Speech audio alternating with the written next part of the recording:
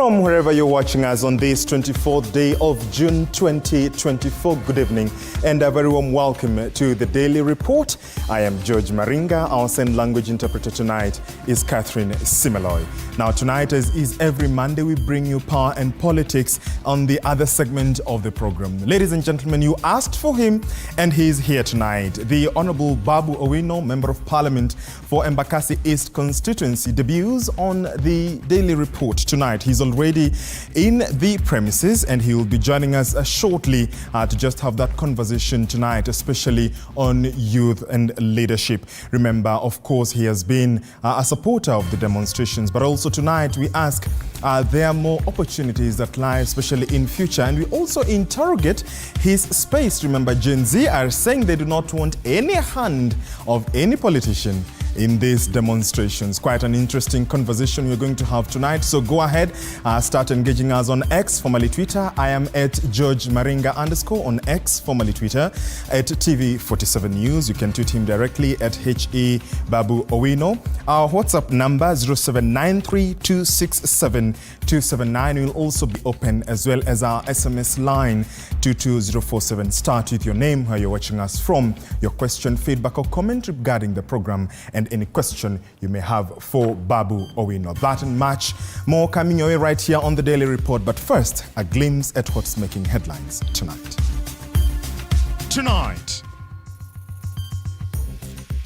Interior CS Kithure Kindiki effectively greenlights the protests as long as the protesters behave themselves. The CS expressing clear do's and don'ts for tomorrow's planned protests. Na kodi ya wananchi vikiharibiwa ikiwemo barabara, na hiyo haitaruhusiwa kamwe. Protests against the finance bill crop up among Kenyans in the diaspora in Dallas and Washington, D.C. in the USA as Kenyans gear up for monster protests countrywide tomorrow. And an audit at Machakos County personnel records reveal over 120 workers who obtained jobs and salaries in the county on fake academic certificates. Officers in various stations are derailing, indeed sabotaging, revenue collection by various acts of omission or commission. We want to welcome our viewers watching us on terrestrial platforms as well as our social media platforms and our website. Do engage us as we look forward to interacting with you, even as we look forward to that conversation I'll be having with my guest tonight, the Honorable Babu Owino. He's already in the building. Stand by for that and much more. Let's get the show on the road, shall we? And transport operations came to a near standstill along Kiambu Road in Nairobi on Monday after police officers erected barriers to prevent some activists protesting against arbitrary arrest of their colleagues from accessing DCI headquarters. However, Boniface Mwangi and Hanifa Aden availed themselves at DCI headquarters alongside former Chief Justice Willy Mutunga and Haki Africa's Hussein Khalid. As reports Mike Kagwongo, the popular activists were reportedly arrested, taken to the Nairobi area police station before being set free later. Take a look. The main entrance to DCI headquarters in Nairobi were Monday morning under tight security, with police taking turns to prevent activists from getting inside. Few minutes to noon, former Chief Justice Willy Mutunga and Haki Africa Managing Director Hussein Khalid led activists Boniface Mwangi and Hanifa Adan to the premises. Despite heavy police presence, Kiambu Road remained closed for hours, causing heavy traffic. The activists were at the DCI headquarters to seek for answers related to increased cases of police-inflicted abductions since the start of anti-finance bill protests. We cannot live in fear. Ruto, you work for us. You are an employee of the people. We are abducting us. Look at these police officers. Omejificha sura. Angalia. These are people who are kidnapping people. These people are the ones who are making people disappear. The president said, no more Rivayala. No more Rivayala. This is Rivayala all over again. Testing people, you're throwing them into, unknown places, incommunicado. That is unconstitutional. How can you violate the constitution and then you're saying that you're ready to dialogue? Moments later, the four were reportedly arrested and hastily driven to regional police headquarters in Nairobi area, where they were interrogated before being set free at around 4 p.m. They vowed to continue staging anti-finance bill demos even in the face of police brutality. I wanted to get out, and I was told that I couldn't get out, so I asked, am I under arrest? Nikaambiwa wale likuleta waulize, Na vile tunawaambia serikali waache kutisha na kushika wanaharakati. Hawa vijana ambao wamejitokeza, huu msimamo hauna kiongozi yoyote. I'm really requesting the government, or rather demanding that they should not harm any protester tomorrow. We're going to come out tomorrow in large numbers because we need to be heard. This is a peaceful protest. The demos are expected to continue Tuesday in a bid to have members of parliament vote against it. According to the activists, no amount of intimidation will deter them from invading Nairobi and other major town streets in their bid to reject the 2024 finance bill. Now, the drama continues. Mike Kagwango, TV 47, Nairobi.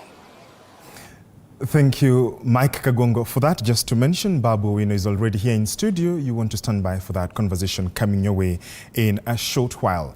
Minority Leader in the National Assembly, Opiyo Wandayi, has declared that Azimio la Umoja has unanimously agreed to reject the Finance Bill 2024 amid public uproar on the controversial bill. And as the bill awaits tabling to the Committee of the House tomorrow, Azimio says that their stance on the bill will be tabled tomorrow. All members of the Azimio coalition who had proposed amendments to the bill have also been advised to drop them. At the same time, the coalition has condemned the recent abductions and arrests of Kenyans, terming it as a breach of citizens' right to protest.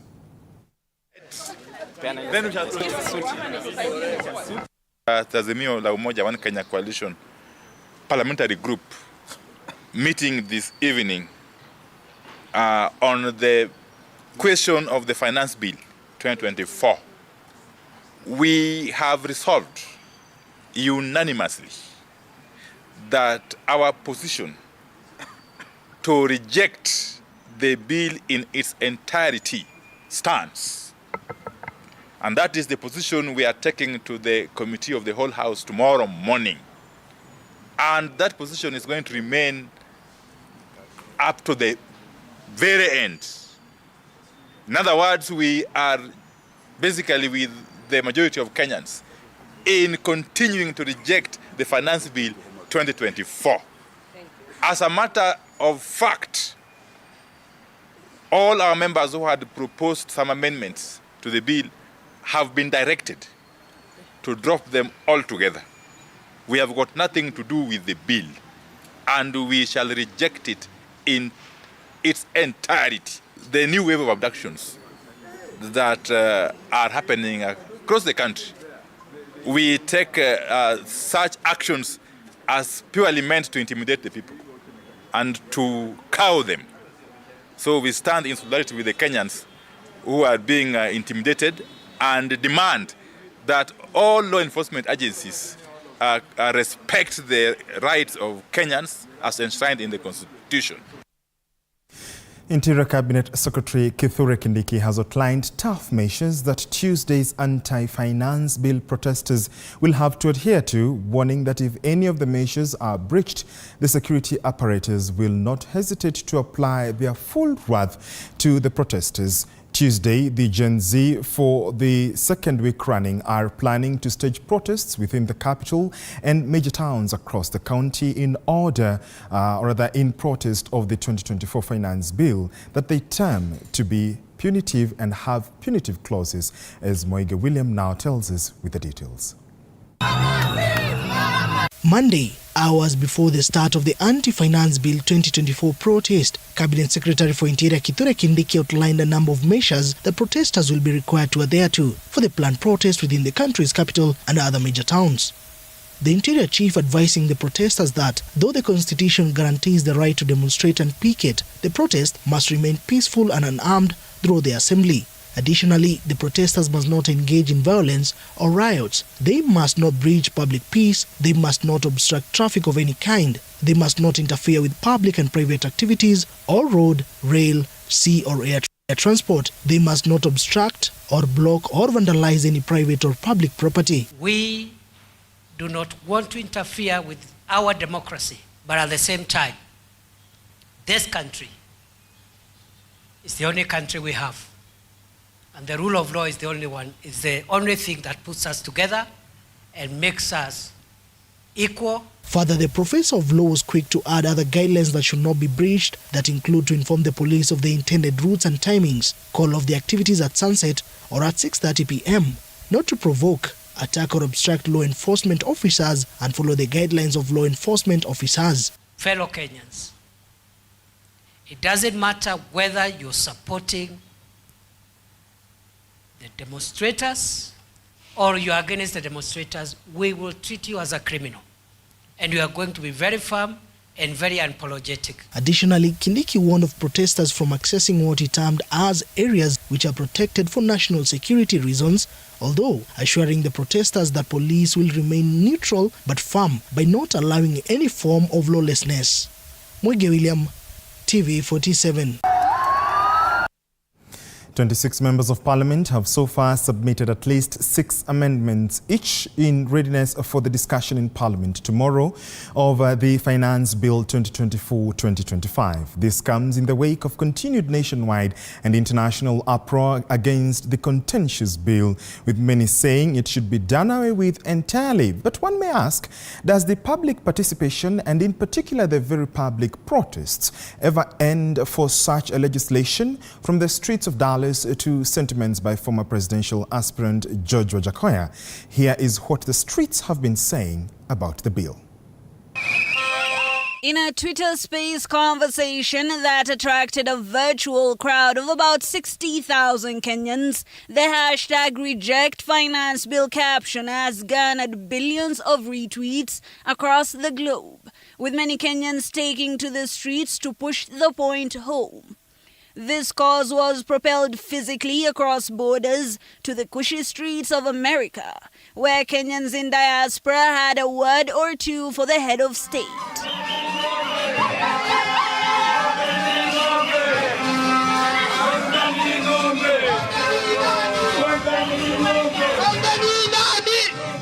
The Gen Z generation, the youths, our parents, to come together and to go take the signatures, and let's take these people out of parliament so we can have the power. Ideally, the diaspora community, unperturbed by the political hubbub locally, had an impressive 4% revenue-wise to the gross domestic product, but this sudden potential hike in taxes struck a nerve, even for the ever-chill Wajakoya.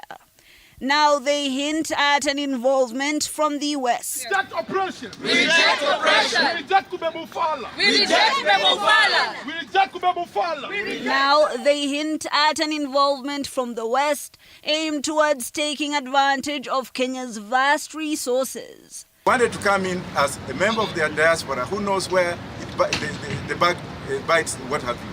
I've worked in this country as an attorney at law. I've worked in this country as a professor of law.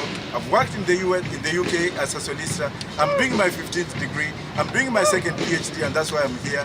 And all this, I'm doing it because I have no job to do at home. Right.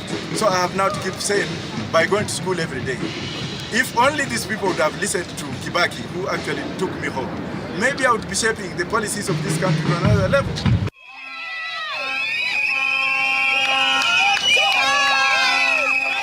Riots reverberated locally, where different regions carried on the cry against what they term as punitive fiscal policies that would surely compromise future generations. Sisi kama vijana tunawaambia wabunge wote watatu, kama siku ya Alhamisi watapeana yes katika kura zao, sisi kila Ijumaa tutafika kwa nyumba zao na kwa maofisi yao. Must be rejected.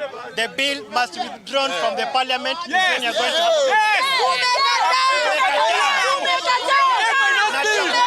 But with the sudden adjustments of said fiscal policies comes to the fore the likeliness of a possible adjustment of the budget process, retrogressively impacting the strides made towards the passing of a possible appropriations bill. And so the countdown begins to one of the most anticipated parliamentary sittings tomorrow, bringing to a crescendo the Gen Z's planned quote-unquote 7-day of rage to occupy parliament in case their leaders do not bin the bill. Hibak Said for TV 47. Now, one student has died as 6 other students of St. Teresa's Bikeke Secondary School sustained serious injuries after a horrific crash on the outskirts of Kitale town, Trans Nzoia County. Isaac Famba is in the area and has prepared the following story. Transport activities were disrupted for a time after a nasty traffic collision happened on the Eldoret-Kitale highway. According to the witnesses, the accident happened when the tuk-tuk full of students swerved to avoid hitting another student who was riding a bicycle. This caused both the tuk-tuk and the bicycle to stray into the path of an oncoming truck that immediately ran over the cyclist. Na tulikuwa tumetulia tu kidogo, jamaa wa tuk-tuk akatokea akiteremka hii mteremko, na kulikuwa na jamaa wa baisikeli mbele yake. Huyu jamaa wa tuk-tuk kujaribu kupigia huyu jamaa honi, lakini huyu jamaa pia ni kama hakukuwa na brake kwa baisikeli. So jamaa wa tuk-tuk alibaki tu lazima amsongee. Na vile alijaribu kumsongea to the right, ni kama watu walikuwa kwa tuk-tuk hiyo uzito ililalia tuk-tuk pande hiyo. So ikaenda to the oncoming. Na oncoming kulikuwa na hiyo trailer inakuja. So vile ali lose control, alienda to the other side, which is the oncoming, alafu ndio akakutana na hiyo trailer. In that tuk-tuk, there were 6 students who are currently receiving medical treatment at the Kitale Level 4 hospital after they were admitted, alongside a tuk-tuk driver who was seriously injured. Parents are very happy to receive their boys at home because for the half-term break, but it's so unfortunate that now the boys are in the hospitals. I just want to pray to God that they may survive. And for the boy who's stuck in the tuk-tuk, I pray that he also survives. The residents have now asked the drivers and the users of the road to be careful to avoid more accidents. I pray that all the drivers should be cautious. When the schools close, let them not overload their vehicles. And also members should be cautious in case of anything like that the vehicle has been overloaded. Please take charge. However, Saboti Sub-County Police Commander Patrick Gaitrira has asked the drivers to be more careful this season when many students are returning home for the short holiday of the second term. I would like to pass a message to all the road users to be very careful and to mind about other people who are using the road, and especially at this time when you have students going home for their holiday. They should always put extra care in minding about other people who are using the road. Isaac Famba, TV 47, Trans Nzoia County. A total of 121 officers in the Machakos County government have been sacked for allegedly using fake KCSE and KCPE certificates to secure employment. Machakos County Public Service Board leadership confirmed the revelation after an audit of the county personnel records, as Nicholas Mbai now reports. According to the Machakos County Secretary and Head of Public Service Board, Dr. Muya Ndambuki, a total of 121 employees of the county lacked KCPE and KCSE valid certificates and have been working in the county against the law.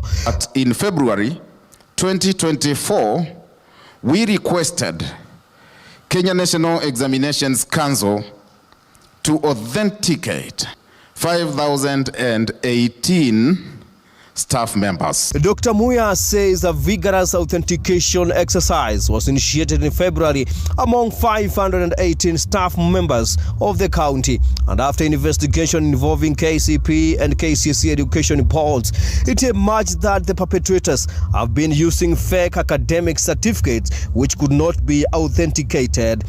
Upon verification, 121 copies of certificates were found not to be genuine.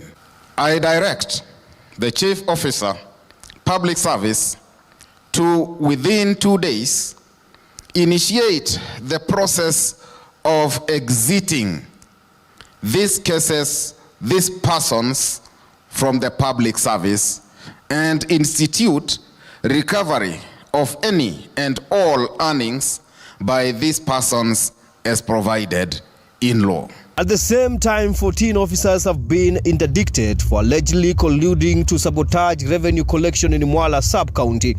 It has been reported that officers in various stations are derailing, indeed sabotaging revenue collection by various acts of omission or commission. Some of these activities include issuing fake documents such as permits, receipts, and stickers. Cash collections instead of depositing money into official pay bills. Colluding to deliberately undercharge payments.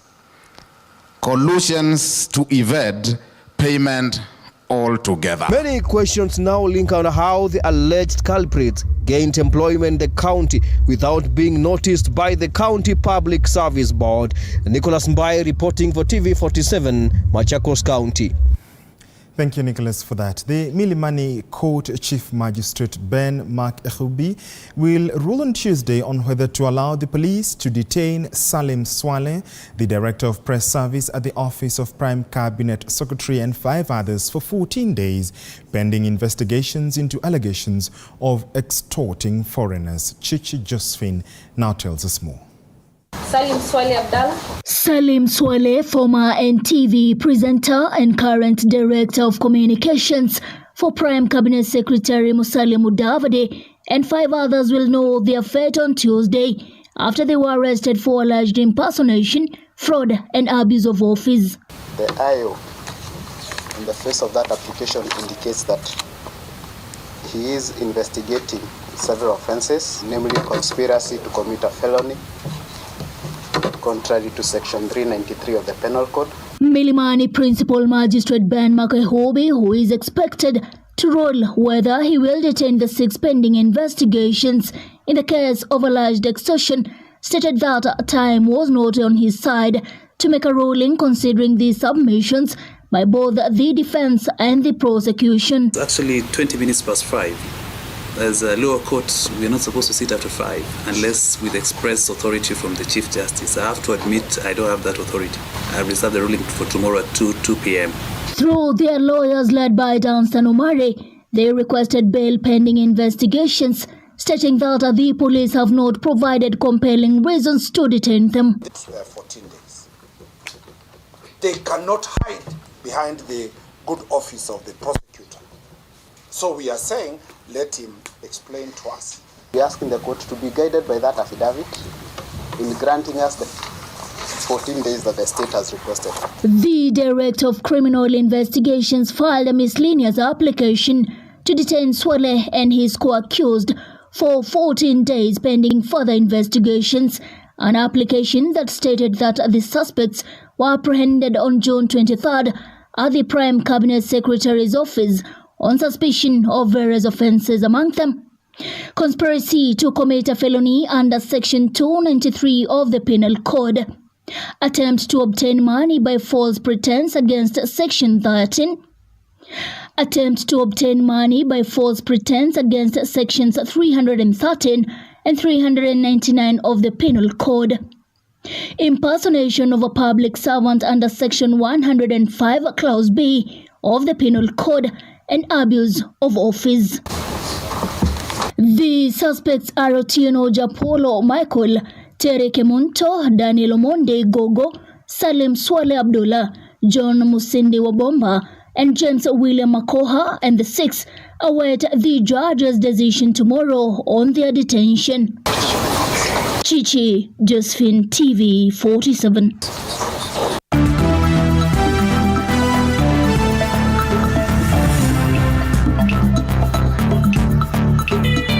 Sports News.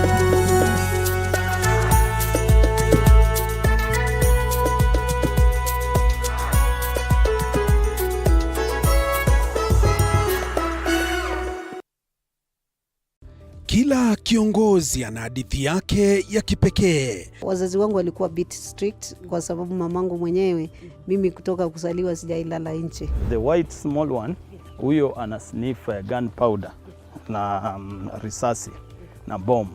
Alafu huyo mwingine ni Ridgeback ana sniff simba. Even the employees knows that. So when you're in the boardroom is the chairman, the CEO, and the rest of. At what point are you a wife?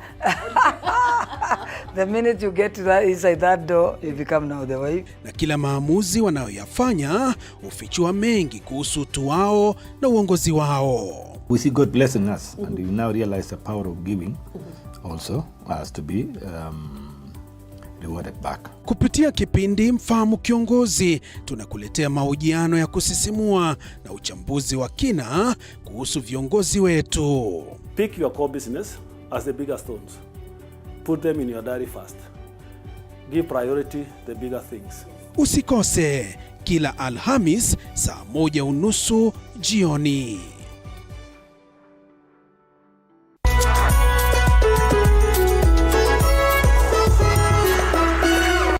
In a world where challenges are as common as opportunities, there are those who dare to defy the odds. They are the entrepreneurs. Entrepreneurship isn't just about starting a business, it's about embracing uncertainty, pushing boundaries, and turning dreams into reality. Hata ambao ni pesa ya kusave, wallahi.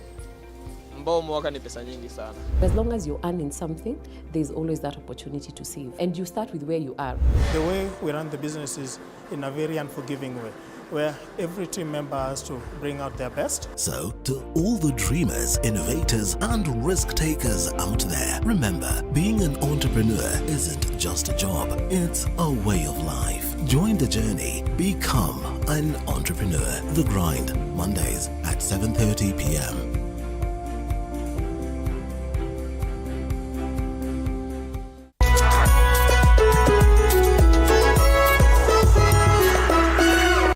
Here on Beyond the Limit, we celebrate the extraordinary achievements of individuals who redefine possibilities. In a journey of resilience and determination, these individuals demonstrate that limitations are merely stepping stones to greatness.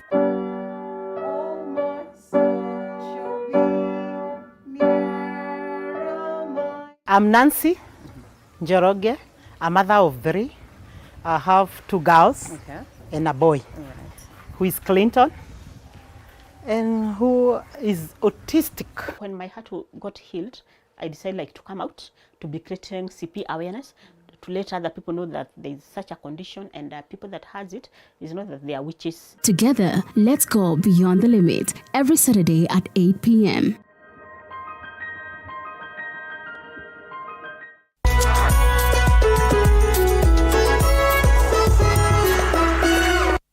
Welcome to The Realtor, where we take you on an exciting journey from bare land to dream home.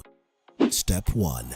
Finding the perfect plot. We explore location, size, and potential. Next, construction begins. Witness the foundation being laid, walls rising, and rooms taking shape. Step 3. Electricity matters. We delve into wiring, switches, and smart home tech. Step 4. From paint choices to fixtures, it's all about aesthetics. Step 5. It's time to get the right furniture. Finally, the big day. Time to move in and create memories. Join us on the journey to making homes a reality on The Realtor, Tuesdays 6:30.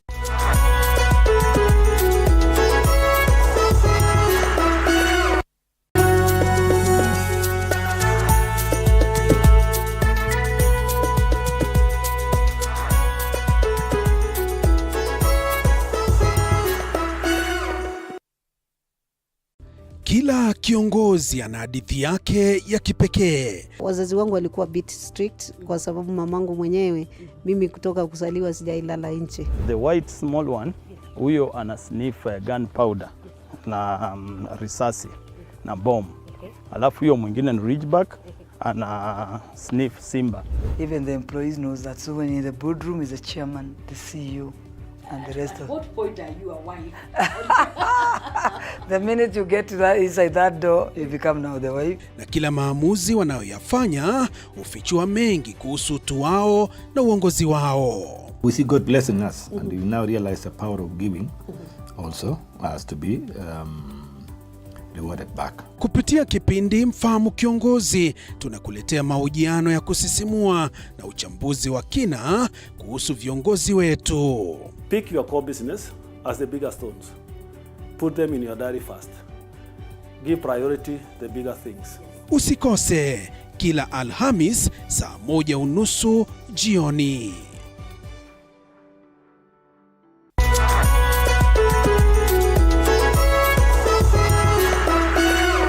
In a world where challenges are as common as opportunities, there are those who dare to defy the odds. They are the entrepreneurs. Entrepreneurship isn't just about starting a business, it's about embracing uncertainty, pushing boundaries, and turning dreams into reality. Hata ambao ni pesa ya kusave, wallahi. Mbao mwaka ni pesa nyingi sana. As long as you're earning something, there's always that opportunity to save. And you start with where you are. The way we run the business is in a very unforgiving way, where every team member has to bring out their best. So, to all the dreamers, innovators, and risk takers out there, remember, being an entrepreneur isn't just a job, it's a way of life. Join the journey. Become an entrepreneur. The Grind, Mondays at 7:30 p.m.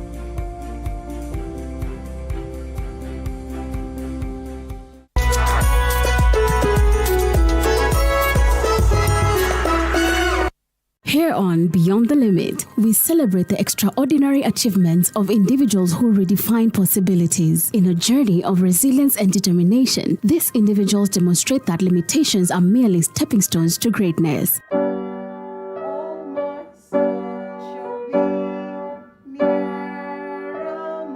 I'm Nancy Njoroge, a mother of 3. I have 2 girls and a boy who is Clinton and who is autistic. When my heart got healed, I decided to come out to be creating CP awareness, to let other people know that there is such a condition, and people that has it is not that they are witches. Together, let's go beyond the limit every Saturday at 8 p.m.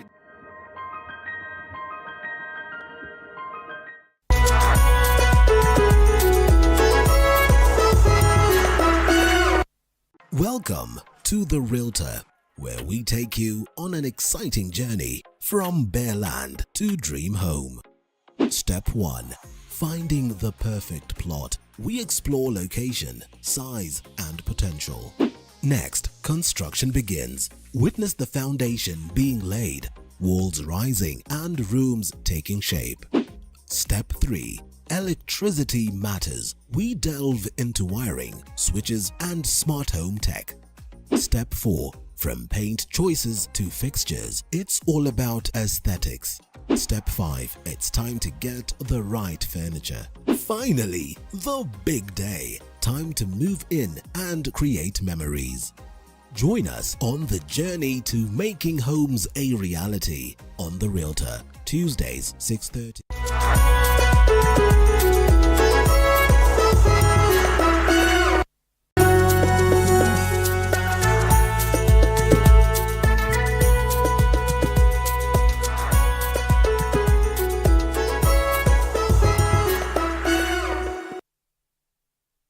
Kila kiongozi ana hadithi yake ya kipekee. Wazazi wangu walikuwa bit strict kwa sababu mamangu mwenyewe, mimi kutoka kuzaliwa sijailala nje. The white small one, huyo ana sniff gunpowder na risasi na bomb.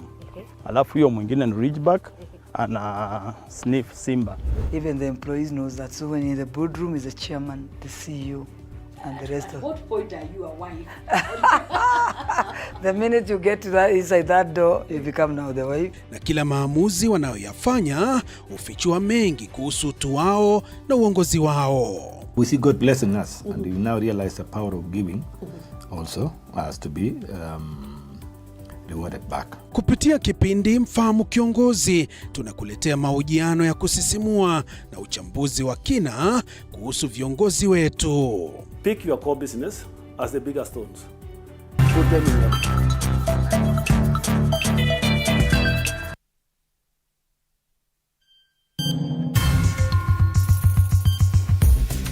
It is exactly 35 minutes past the hour. Welcome back to the Daily Report right here on TV47 with me, George Maringa. Our sign language interpreter earlier on was Catherine Simaloy. As we promised you, tonight we host Embakasi East Member of Parliament, that is Babu Owino. He is already here on set. Mheshimiwa, welcome to our studios.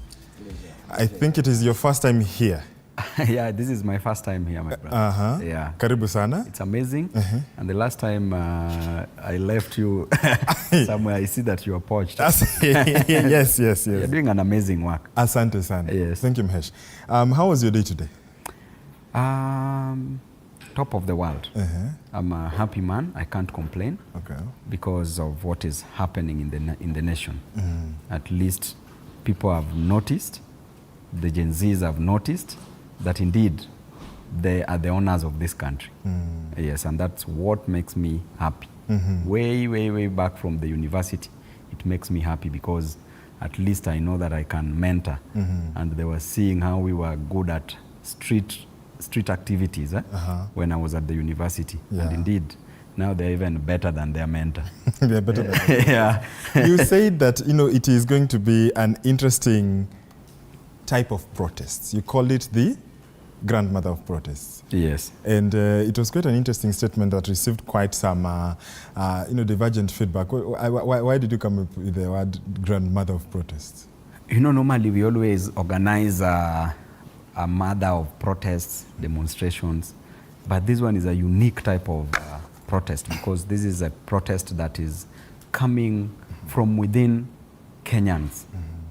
It is something that is being brought up passionately because of the challenges that Kenyans are facing, the challenges that the Gen Zs are facing, from high cost of living to the draconian finance bill, to corruption, to any dirt in the government. And they're executing it so intelligently, with a lot of passion and energy, and with a lot of acumen. The political acumen, actually, to its precision. So it is something that is big, and it is something that is a grandmother, not just a mother, but a grandmother of all the demonstrations. So to me, I'm a happy man today. And a video went viral of you inviting Kenyans to Parliament tomorrow. Yes. Will the gates be opened? Definitely, if they are not opened, I'll open the gates for them. Why? Because Parliament is a public place. And let these Kenyans, let the Gen Zs come and see where they took their leaders, where leaders scared of meeting their people. We are public officers. We are meant to work for the public. And our people should come and see where they took us. So they should come to Parliament, and in fact, I will open for them the gate. And I can see that tomorrow the Kenya Kwanza MPs are planning to celebrate. They've bought so many mbusis in Parliament, and they've bought so many rice and flour there. They are waiting to celebrate after they pass the bill. And I can tell you that Kenyans should come there. I will open for them the main gate. I will open for them the kitchen. And they should not forget, the Gen Z should carry tumblers. I will provide ice cubes and also lemon. And we'll open another door for them. There is also another place there where they can also have fun. So it is not a problem if Kenyans come to Parliament. It's a public place. They should come, and they should see where the draconian bill, finance bill, is being passed. But do you think they will be allowed? Or you're just inviting them? It's not them being allowed. They are more than those who will not disallow them. Okay. Yeah, they are more than those who will not disallow them. We have only a total of 100,000 police officers in Kenya. With that, Kenyans are 55 million. So if you can see a ratio of a police officer to Kenyans, you can't even compare. So Kenyans are more than the police officers. So it is not about being allowed. They should allow themselves inside parliament. That is their parliament. And the members of parliament who are there are earning because of the Kenyans who are paying taxes. So generally, they should come there confidently. Yes. Brilliant. And so, Azimio, you had a PG meeting today. Yes. And one of the things you decided is that you will not be, members agreed to drop all the amendments. Why is that? You know, passing if there are a total of around 70 amendments that have been prepared. Yes. Some members were from Azimio, some from Kenya Kwanza. But we did advise them that they should drop these amendments because the moment your amendment is already worked on, corrected for that matter, then it means that you should vote yes for this bill. But you see, we don't want anything to do with this bill. It is not our bill. We should not amend a bill that is not coming from the Azimio side. It is a bill that is coming from the government. So we can't amend their bill, right? So we want all members of parliament to reject this bill in totality. And actually, this is a call to our fellow members of parliament. This is a last call to them, that it is an opportunity for them to make that which they made wrong last Saturday, the Kenya Kwanza members of parliament. I know they are in fear. I know they are being coerced. They are under duress. They are under undue influence from their bosses. And I can tell them that this is a last opportunity. The only boss that we recognize in this nation are the people. The Constitution states in Article 1 that the power vests with the people. Sovereignty rests with the people. And therefore, the people are their bosses. So they should make that which they made wrong last week, they should make it right tomorrow by voting no, by rejecting the finance bill in totality without the amendments. Let us reject it, and the moment it is rejected, I can for sure tell you that they will be safe.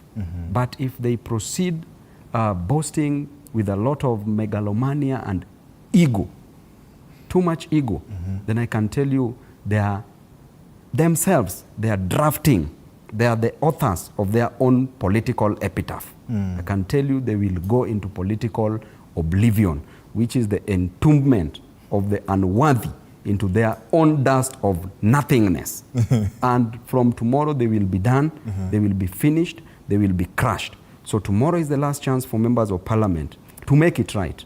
Do not play to the tune of your boss. Your boss is the common mwananchi, not the president. Okay.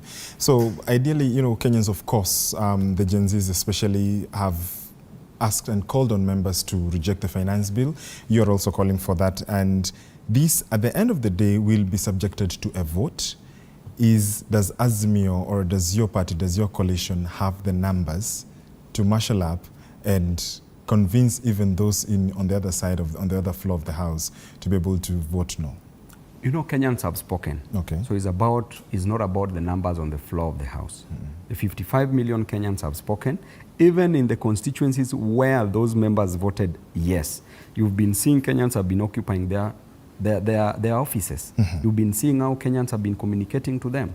And if those Kenyans have already said no through a public participation in the streets, then who are the members of parliament to say no?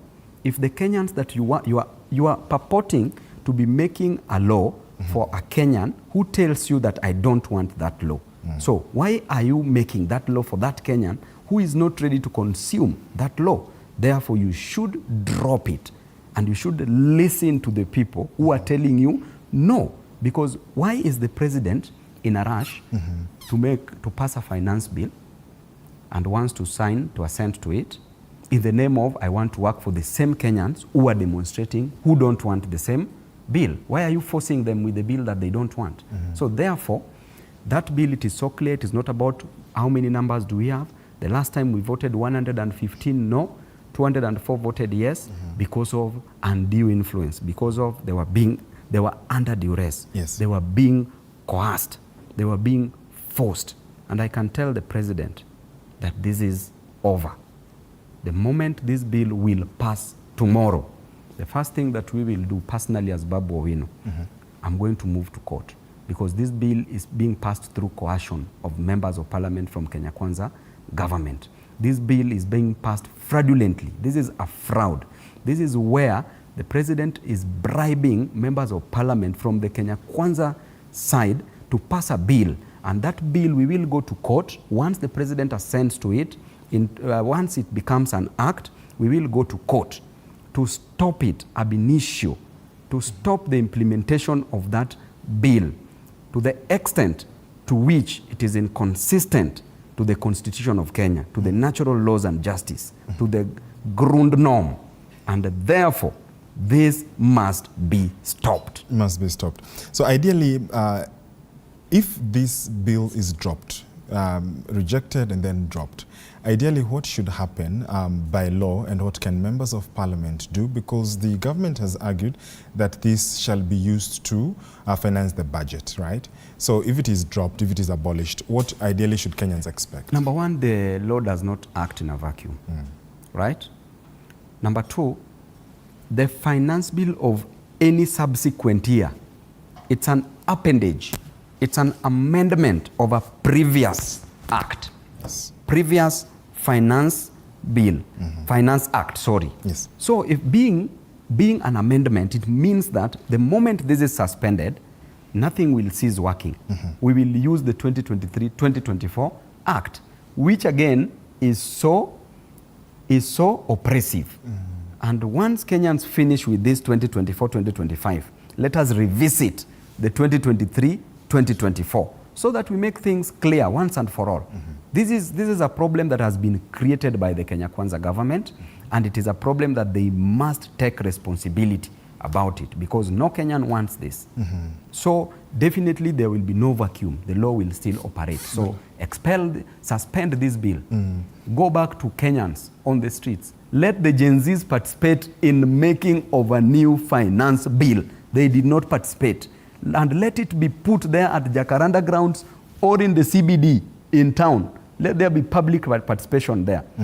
Among the Gen Zs, we have brilliant people there. We have advocates, we have lawyers, we have doctors, we have comrades who are there, whose intellectual capacities are at optimum. So therefore, the Gen Zs should be directly involved in making a new finance bill. This one, they didn't participate in it. So this one should be fully suspended and a new one be made by them. Mheshimiwa, you've seen, of course, concerns. The same Gen Z you're talking about are saying they sort of do not want the hand of the politicians, you included, in their protests. What do you have to say about that? This bill is not about Babu Owino. This bill is not about any activist out there. This bill is about our future. This bill is about our people. This bill is about the high cost of living. This bill is about the unemployment rate in this country. This bill is about the cost of food that will skyrocket.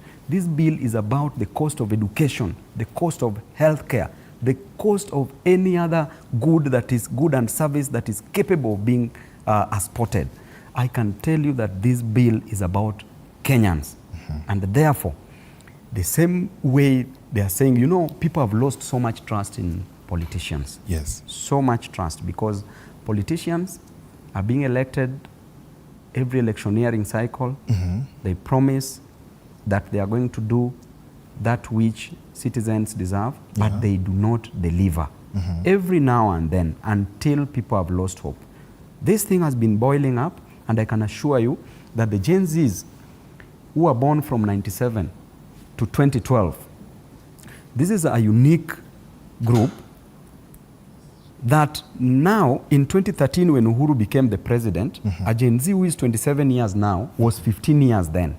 So there's accumulation of challenges, problems, an amalgamation of so many issues of concern that are affecting citizens of Kenya, from the Gen Zs, to be specific, from when they were 15 years old in 2013, for those who are 27 years now, right?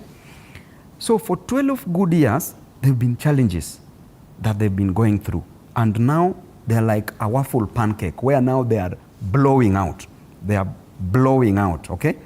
So the call that politicians should not be included in this, I highly support. I highly support, because politicians can come with bad motives. I highly support that. Now, as Babu Owino, yes, I will work for my constituents in the same breath about the finance bill. Whether there was going to be this demonstration or not, I was still going to reject this finance bill because it is oppressive, because it will cause untold sufferings among my constituents and among Kenyans. So either way, I was going to oppose it, I was going to fight it. So as the Gen Zs are doing their thing by the side, Babu Owino is also doing his own thing that is constitutionally allowed for Babu Owino as a member of the opposition and as a person who should keep this government under serious checks and balances, as was opined by Charles Louis, the secondant, Baron de Montesquieu, in the 17th century. The work for checks and balances as an opposition member of parliament. So I will proceed with that. The Gen Zs should do their thing as they are doing it. Of course, I really love what they are doing. To be honest, if I was not going even to parliament, I would have joined them because I just love what they are doing. And at least, finally, Kenyans have opened their eyes and they've seen and they've known that there are serious challenges that requires all Kenyans, irrespective of the type of a skin color that they have, irrespective of the tribe that they come from, irrespective of the size of any Kenyan in this nation. And they've realized that collectively they can achieve something which is worth it. Okay. Yeah. And the argument that has been is, and it's what even Mishuki from Kirinyaga is saying, but why don't the MPs propose amendments and they have a chance to do so tomorrow during the committee stage of the bill? Don't throw away the baby with bathwater. There is no baby here and there is no bathwater here. There is no baby here. That's a dead baby. Okay. As we speak, there is no baby to be saved. That finance bill, I can tell you, is going to injure the lives of Kenyans, is going to cause so much discomfiture into the spirits of Kenyans. Why? Because what they want to pass, as I explained some time back, that there's a strategy that the government is using, which is called the maneuver strategy or the decoy strategy, where you bring a finance bill, then bring all the dirty things that you know that one day, after some time, you're going to bring an amendment and drop all of them, but that which you want to pass still passes. So what did the government do? They say that we are adding taxation on sugar, on bread, on diapers, on pads, all those things. Then all of a sudden they call for a press conference in State House, a PR exercise, and they say that we've dropped all this, so therefore these other ones should pass. And I did explain well that the Kenya Kwanza MPs are saying that, you know what, we need to add taxes on imports. Do you know the long-term impact of that? It is very good to add taxes on imports if Kenya as a nation, we are ready with industries, with manufacturing and production that we can produce that which can sustain 55 million Kenyans. But as we speak, our economy is divided into 3 sectors. Okay. Number one, the first contributor to it is the service industry. That consists of, number one, insurance, banking, education, health, contributes 65%. Number two, the primary sector, which is agriculture, that contributes 19%. Remember, mark that 19%. Then number three, we have the industry sector, which is manufacturing, construction. Manufacturing alone is 9%. Construction, on the other hand, is 7%. Total of the industry sector is 16%. So if you take 16% and 19%, you get 35%. 35%, that is manufacturing and agriculture, is not sufficient to sustain the lives of the 55 million Kenyans. Therefore, what are we telling Kenyans? That, you know what, if you know Kenya, we depend on 80% of imported goods. 80%. From tissue paper to eggs, 80% we depend on that. Therefore, if Kenyans shall have consumed what is locally produced and finished with it, gets depleted, they shall run to imported goods. When they run to imported goods, because they are demand, they'll demand for more goods. Therefore, they will run to imported goods. They get that the imported goods have higher prices. that price, the cost, the burden of cost will rest on the shoulders of a consumer, of a normal Kenyan. Therefore, if you increase imports and you are not ready to produce that which is sufficient to handle Kenyans, then you are doing nothing. You are still raising the cost of living. So which means that they are promoting what we call foreign absorption. Foreign absorption means that the more we encourage importation of our goods, then our money that should circulate in Kenya will be leaving our country into other countries. At the same time, there will be high cost of living because the costs, the prices of those goods that we are consuming from foreign goods are going to be, from imports, are going to be raised. So that tells you clearly that this government is not ready. A good government should promote industrialization in a country, agriculture in a country. But how do we promote agriculture if even the fertilizer money, you're supplying stones as fertilizer? How do you promote it? That is a problem, right? So therefore, we are not ready to promote agriculture. We are not ready to build more industries in our country. Through those industries, we will spur up economic growth. High demand, high supply. More people will get more jobs. The moment we spur up domestic absorption. Okay? Did you deliver these submissions to the committee that you sit in? It's the budget? I sit in the budget committee. Yes. And the budget committee, there is the majority report. There's the majority report and there's the minority report. Okay. If you do not agree with a budget, then you prepare what you call the minority report, which goes before the House, before the floor of the House. And therefore, that minority report, because in budget committee we are only 12 from Azimio, then Kenya Kwanza there are 15. So at any single time, they say that if there is any problem, then vote. So they will always be ahead as Kenya Kwanza, as the government. Then they tell you, you can do whatever you want. So what do? You prepare minority report, disagreeing, putting all your views that you disagreed on, and they'll be captured in the Hansard. Okay? So that will be on record. So that is what happens in the committees. Okay. So then does that mean that we have Parliament does not seem to be serving the interests of Kenyans?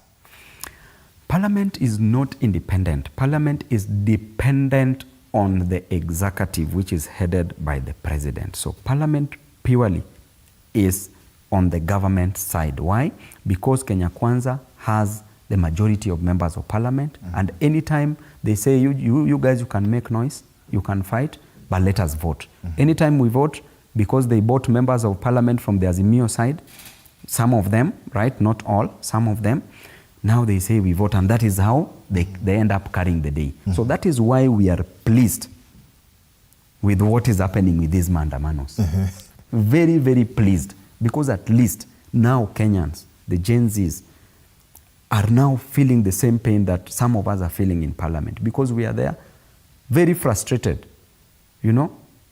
In fact, we should be fighting in that Parliament on a daily basis, because what is being passed there, that is Parliament that is passing laws for individuals, not for posterity. Okay. Yes. Your colleague legislator was speaking to my colleague in our sister station, Radio 47, and saying Parliament should be disbanded. Would you support that? Parliament is a house for legislation. Okay.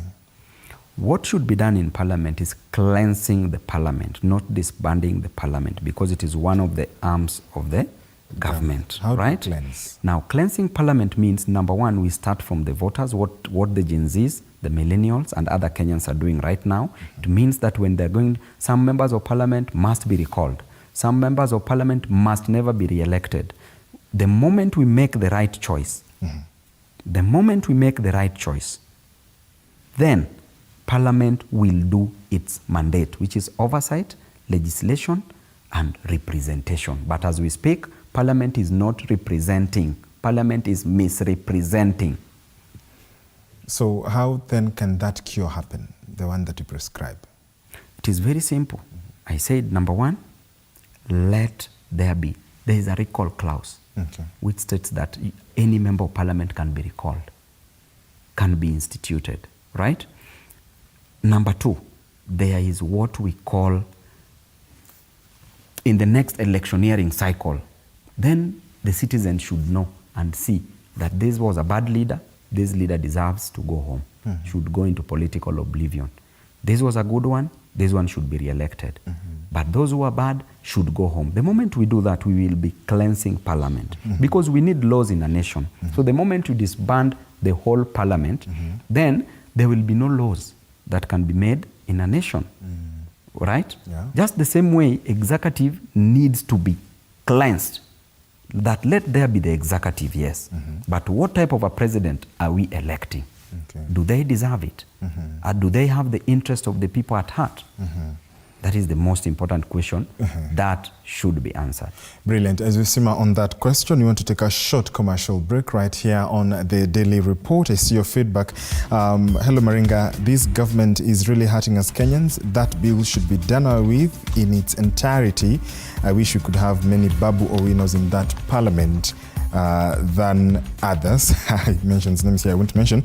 God hearers, Mato Nikiwaroi. Thank you so much, Mato, for sending your feedback. Our WhatsApp number is 0793-267-279, 0793-267-279. Go ahead and channel your feedback there, as well as our SMS line 22047.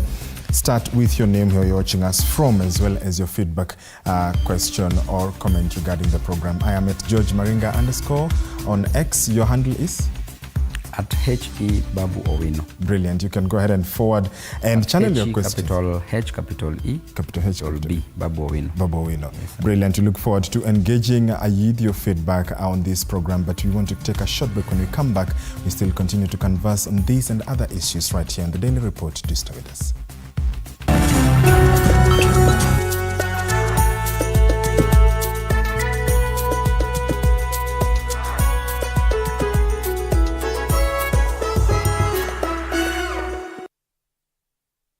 Kila kiongozi ana hadithi yake ya kipekee. Wazazi wangu walikuwa bit strict kwa sababu mamangu mwenyewe, mimi kutoka kuzaliwa sijailala nje. The white small one, huyo ana sniff gunpowder na risasi na bomb. Alafu huyo mwingine ni ridgeback ana sniff simba. Even the employees knows that. So when in the boardroom is the chairman, the CEO, and the rest of. At what point are you a wife? The minute you get to that inside that door, you become now the wife. Na kila maamuzi wanayoyafanya hufichua mengi kuhusu utu wao na uongozi wao. We see God blessing us, and we now realize the power of giving also has to be rewarded back. Kupitia kipindi Mfahamu Kiongozi, tunakuletea mahojiano ya kusisimua na uchambuzi wa kina kuhusu viongozi wetu. Pick your core business as the bigger stones. Put them in your diary first. Give priority the bigger things. Usikose kila Alhamis saa 1:30 jioni.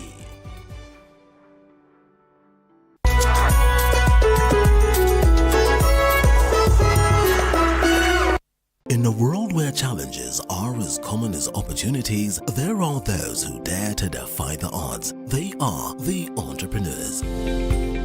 Entrepreneurship isn't just about starting a business, it's about embracing uncertainty, pushing boundaries, and turning dreams into reality. Hata ambao ni pesa ya kusave, wallahi. Mbao mwaka ni pesa nyingi sana. As long as you're earning something, there's always that opportunity to save. And you start with where you are. The way we run the business is in a very unforgiving way, where every team member has to bring out their best. So, to all the dreamers, innovators, and risk takers out there, remember, being an entrepreneur isn't just a job, it's a way of life. Join the journey. Become an entrepreneur. The Grind, Mondays at 7:30 p.m.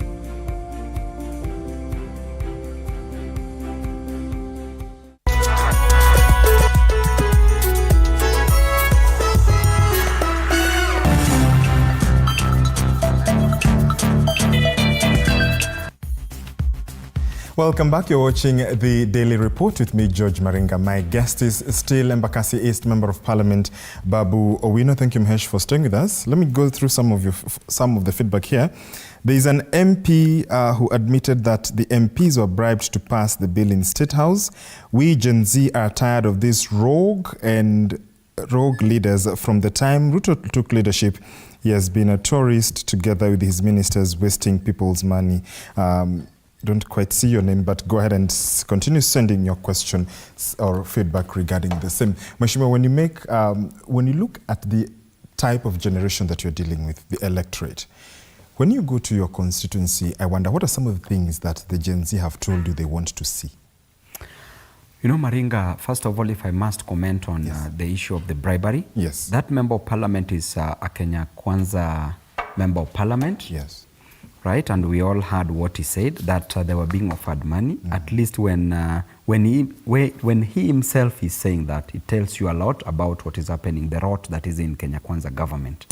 And I can clearly tell you that there's a big problem in parliament, because you saw the last parliament, people were being bribed with even 10,000 Kenya shillings, 30,000 to 10,000 Kenya shillings. You remember the sugar bill? Yes. The sugar bill? Yeah, the sugar bill. You saw what happened? It was really, really, really embarrassing. Was that true though? It was true. It was true. So I can clearly tell you that that member of parliament is saying the truth. And I've said that members of parliament, they have one last chance to redeem themselves tomorrow by voting no and rejecting this bill. The Gen Zs have serious problems, just like other Kenyans have. The Gen Zs right now, majority of them are in campus, right? Yes. There is this idea of the new funding model for the university. Maringa, Ruto is telling us that a social science course is costing 300,000 Kenya shillings. If you go for 4 years, somebody must part with 1.2 million Kenya shillings to do a whole course. If the person is doing a medical course, medicine, that is 600,000 per year. Times 6 years, 3.6 million Kenya shillings. To that mama mboga, who is selling mboga and coming home with only 100 shillings per day, in 30 days, the mama mboga makes 3,000 Kenya shillings. Yeah. In a month, 3,000 Kenya shillings.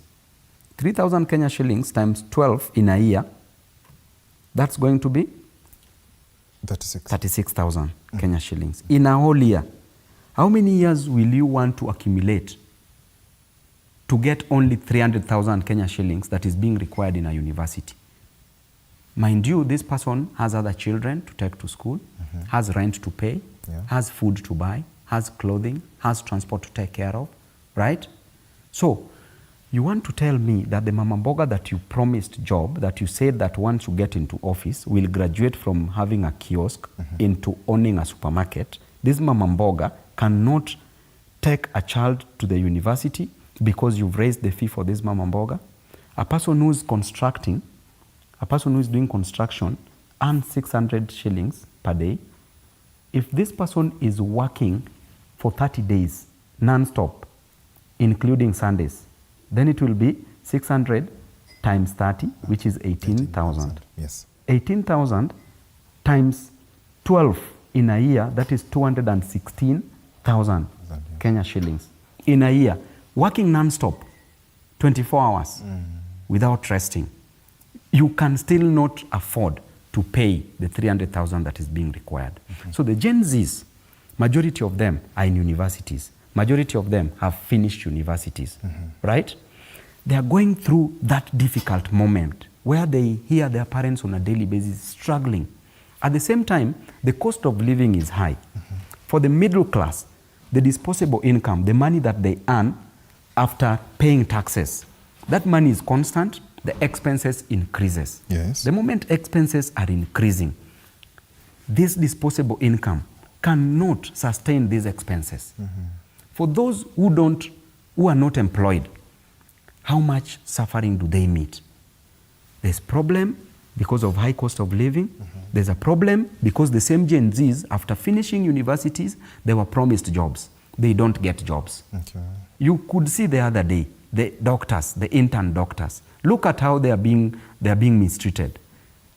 Look at that. Look at the JSS teachers. Even confirmation as permanent and pensionable, they can't be confirmed. They are being told they are interns, earning 17,000 Kenya shillings. What will you do with that? Will you manage to pay all your bills with that? No. So by the end of the day, these are people who are promised jobs. Okay. These are people who are still undergoing education, the process, and there is no fee. There is high cost of education. If you go to the health industry, these are people who are going to hospitals. There is high cost of medication in this country, right? Such that if you go to Mama Lucy Hospital today and you don't have 1,000 Kenya shillings and you need to be admitted, you will not be admitted in that hospital. The other time you saw the Embakasi fire victims, the gas explosion, when they were taken to Mama Lucy, they were only given Piriton to go and sleep more. Imagine. That's so. They were prescribing medicine and telling them, go and buy in the outside chemists. But we are being told that there is leadership. There's the government, there's the county government. What are they doing, honestly speaking?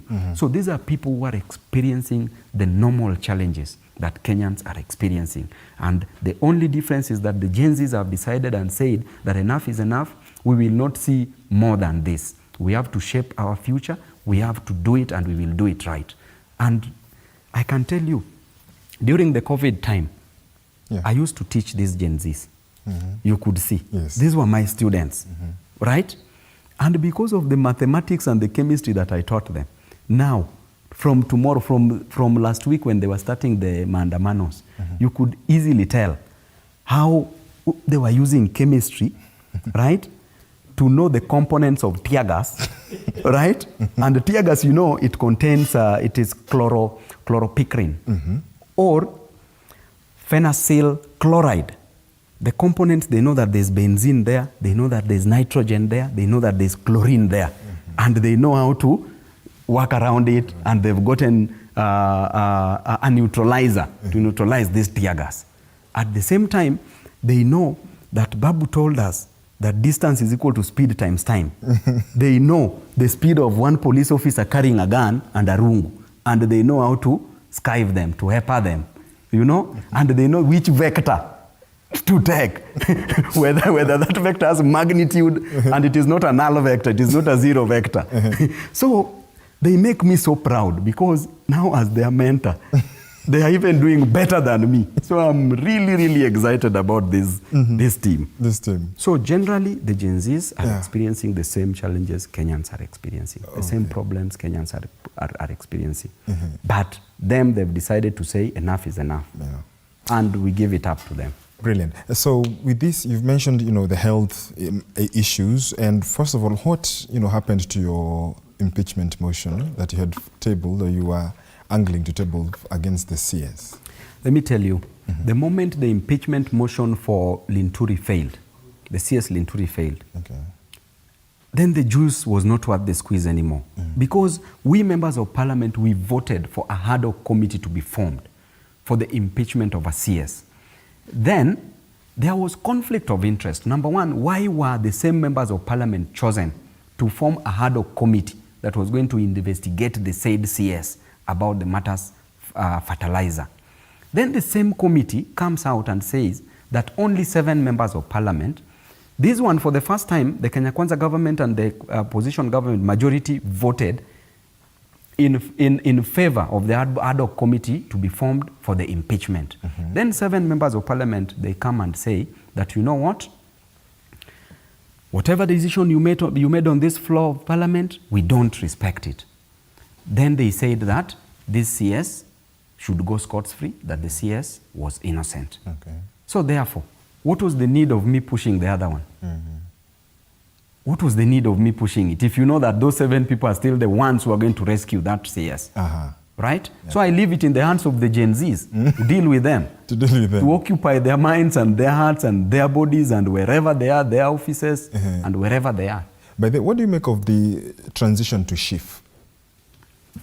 Let me tell you, this is just another plot. It is just another new way because NHIF has been having so much issues, right? So it is just another way to fraudulently obtain money from Kenyans, but clothing it nicely. Actually, there is no big difference between these two things. That is what I can tell you. But it is just a cloth thing that is telling you that, you know what, more money should be paid into this thing because this is a new one. This is a new one with the old characters in it, same thieves in it. So it is just fraud, misrepresentation of facts. So the more things change, the more they remain the same, is what you're saying? The more things change, the more they remain the same, because the monkeys are the same in the new or the old forest. Okay. So when you look at, your colleagues, their numbers, their information was published on social media platforms, but these Gen Zs, when you listen to the circles, first of all, they are public officers, they serve Kenyans. What were some of the conversations that happened, especially in the circles of MPs like yourself, in terms of the numbers that were published online and how these Gen Zs are dealing, with these leaders that they elected? Maringa, when I was doing a presidential campaign for Baba Raila Amolo Odinga, yes, in every ward that I went to, in every constituency that I went to, in every county that I went to, I left my number. Okay. I've never changed this number from the time I joined the University of Nairobi in the year 2008. To date, I've never changed my number. My number is in the public domain. I don't see any problem if our numbers are shared in public. We are public officers. How then do we want to help Kenyans if we don't want them to reach us? These are people who have challenges, who have problems that need solutions. The yoke of responsibility rests solely on my shoulders, yes, to ensure that our people get the services that they deserve. So why should I be so scared as a member of parliament that my number is in the public domain? Then why did I want this job? And it is not illegal for a number of any member of parliament or a public officer to be in the public, because that is the only easiest way for a member of the public, for a common mwananchi to reach you. So for me, it made me happy. For me, it was the best, because why do you want to run away from the people? Why is it that during campaigns you are going to look for these people? Why is it that when these people are looking for you, now is a problem? You want to complain. So some of the members of parliament didn't have a problem with it. Okay. Of course, maybe some had a problem with it. That is now their own cup of tea. Yes. Brilliant. And so when you mentioned Raila Odinga, have you had a conversation with him about this protest, and what is his view about it? This is what Baba would have advocated for, and it is what he's advocating for, and this is what he loves, because Baba's always fought for the interests of people.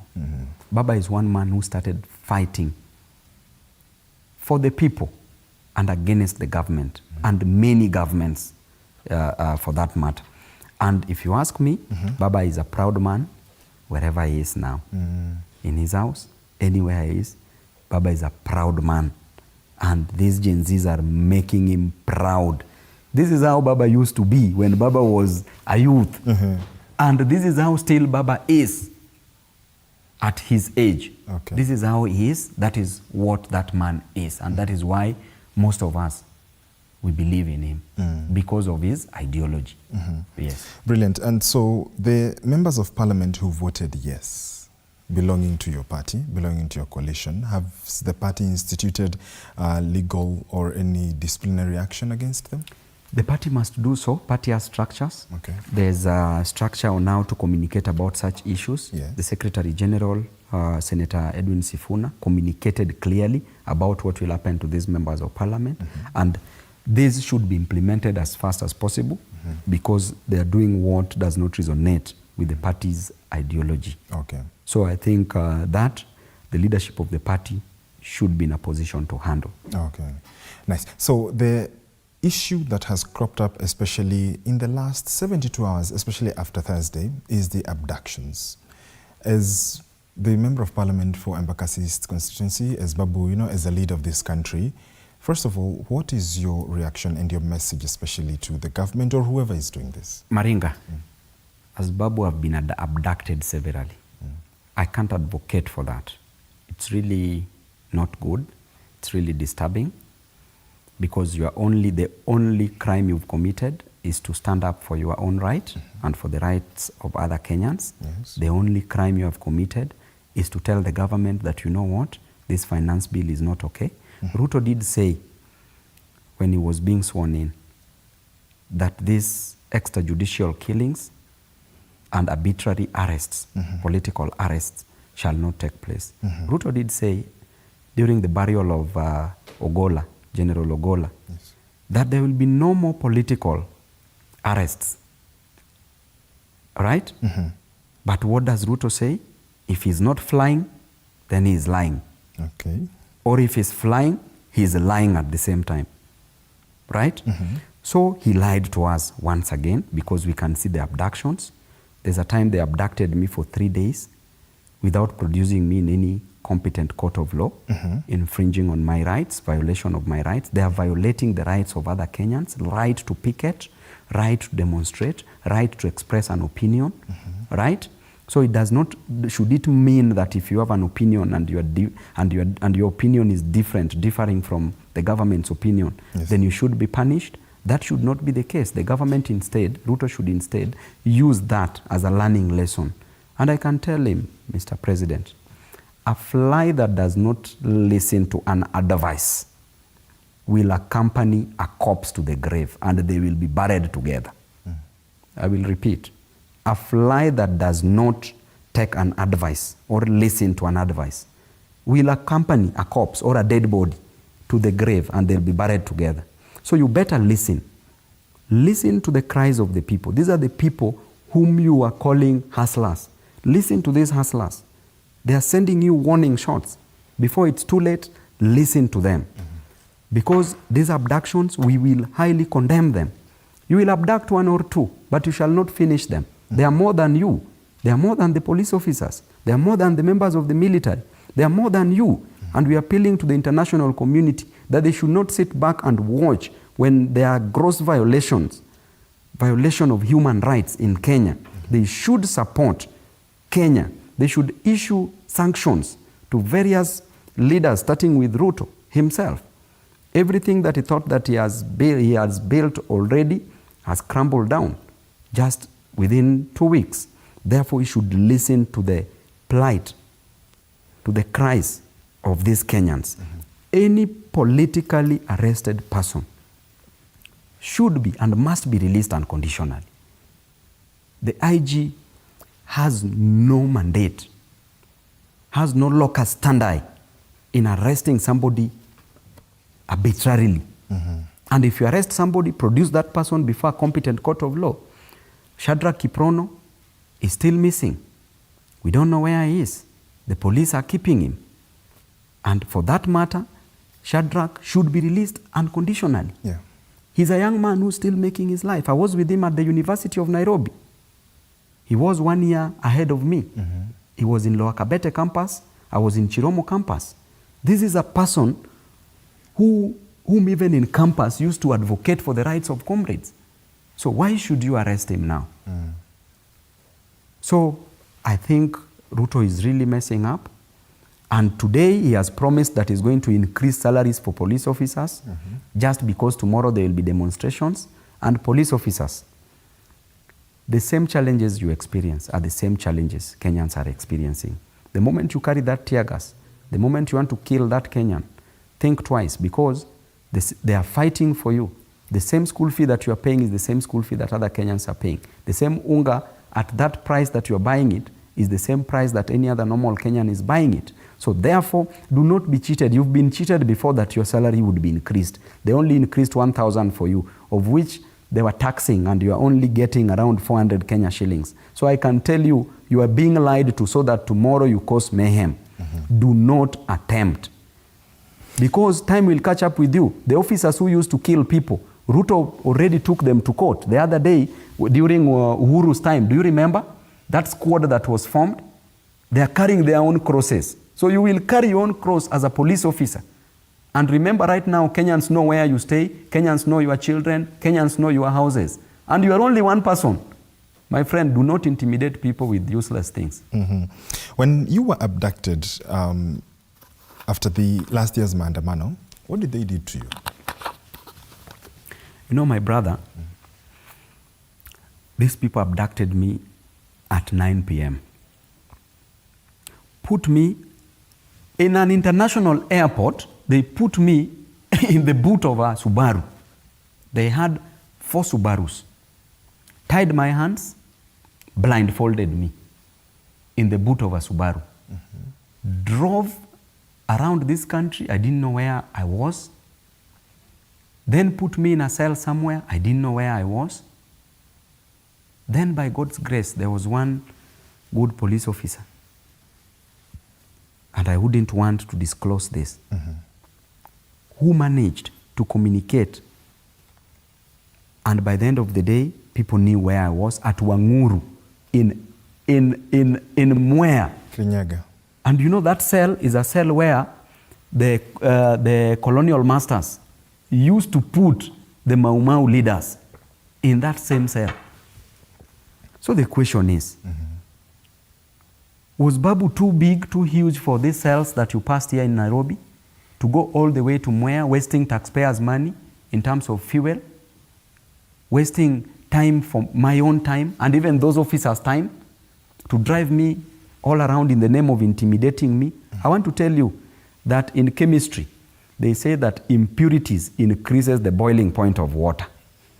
Arresting these people is further increasing the rate of maandamano that will take place tomorrow.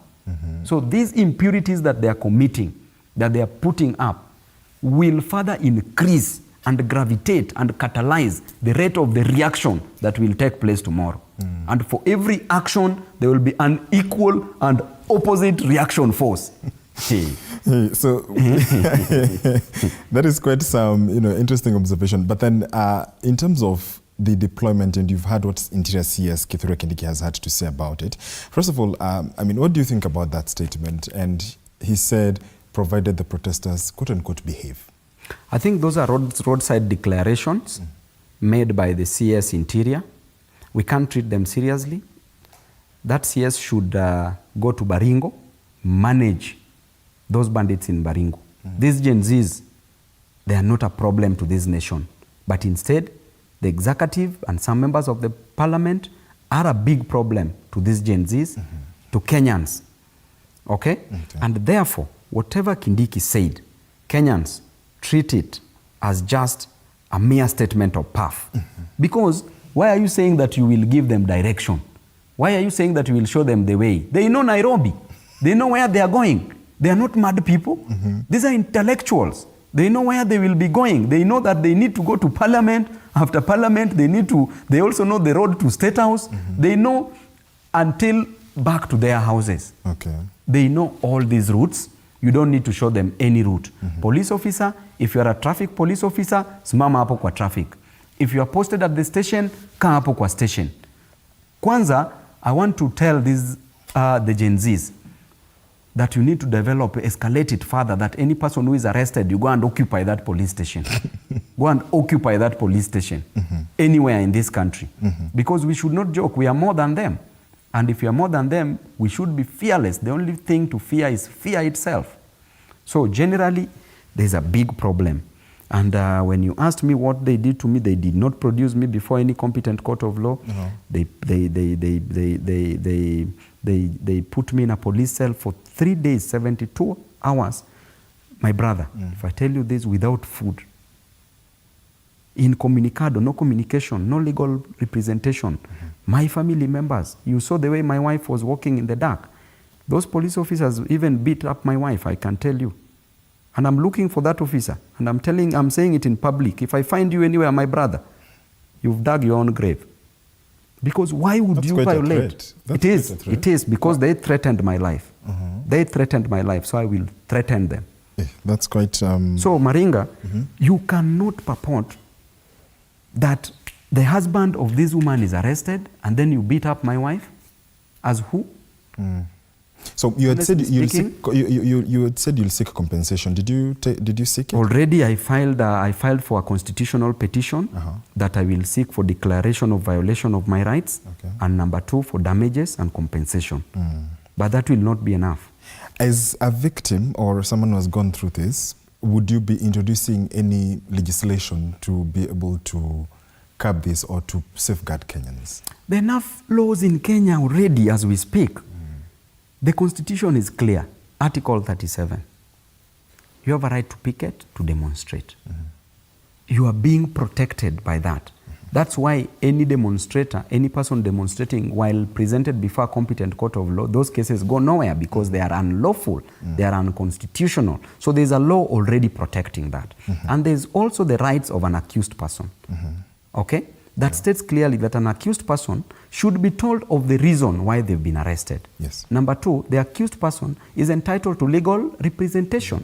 Number 3, an accused person should be produced before a competent court of law within 24 hours. The only conditions that should make an accused person not be presented before a competent court of law are, number 1, if the members of the public are a threat to the accused person, or number 2, if the accused person is a threat to the national security, or number 3, if the accused person is arrested on a day falling before a public holiday, or number 4, if an accused person is arrested on a weekend of which they are entitled to a police bond or a police bail. Yes. So what are they telling us?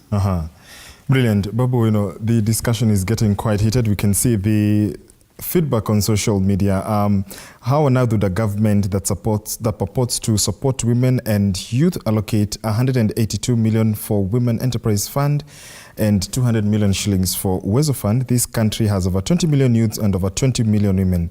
Yet in their wisdom, Treasury allocates billions for renovation of State House and DP's residence. Willis Agwingi watching from Nairobi. What do you have to say about especially I can clearly tell you that whatever is being allocated for State House and the Deputy President's office, those are budgeted corruption. Okay. Right? That is the money that should be changed. Should be used in construction of industries, promotion of agriculture and the service industries, and also should be given to our young men, our women, at least money to start, as capital to start businesses, right? So this idea of budgeting for corruption is not proper. So it is not in their wisdom. It is in the lack of the same. Okay. Yeah, it is not them being wise. It is them being otherwise. That is why they are trying to put those budgets like that and defending them. Oh, okay. So it means that there is no respect for the youth in this nation. There is no respect for Gen Z in this nation. There is no respect for our women in this nation. There is no respect for our elderly in this nation. You look at a situation where they were going to even tax pads, my brother. That is loss of dignity to our girls, to our women. Lack of respect to them. They are losing their dignity. Just like that. Okay. So it is quite saddening, my brother. Mheshimiwa, allow us to take a short commercial break and then we'll be back with more. Keep your feedback coming. You're watching the Daily Report. We're still with Mheshimiwa Babu Owino, the Member of Parliament for Embakasi East constituency. Keep your feedback coming.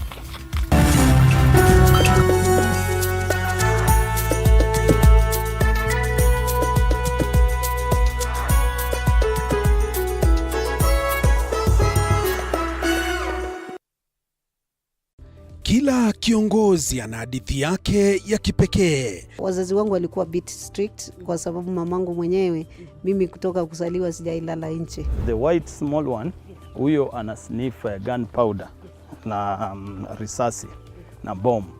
Alafu huyo mwingine ni ridgeback ana sniff simba. Even the employees knows that. So when in the boardroom is the chairman, the CEO, and the rest of. What point are you a wife? The minute you get to that inside that door, you become now the wife. Na kila maamuzi wanayoyafanya hufichua mengi kuhusu utu wao na uongozi wao. We see God blessing us, and we now realize the power of giving also has to be rewarded back. Kupitia kipindi Mfahamu Kiongozi, tunakuletea mahojiano ya kusisimua na uchambuzi wa kina kuhusu viongozi wetu. Pick your core business as the bigger stones. Put them in your diary first. Give priority the bigger things.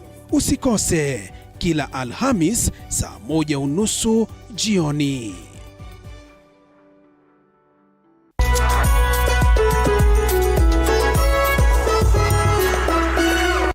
In a world where challenges are as common as opportunities, there are those who dare to defy the odds. They are the entrepreneurs.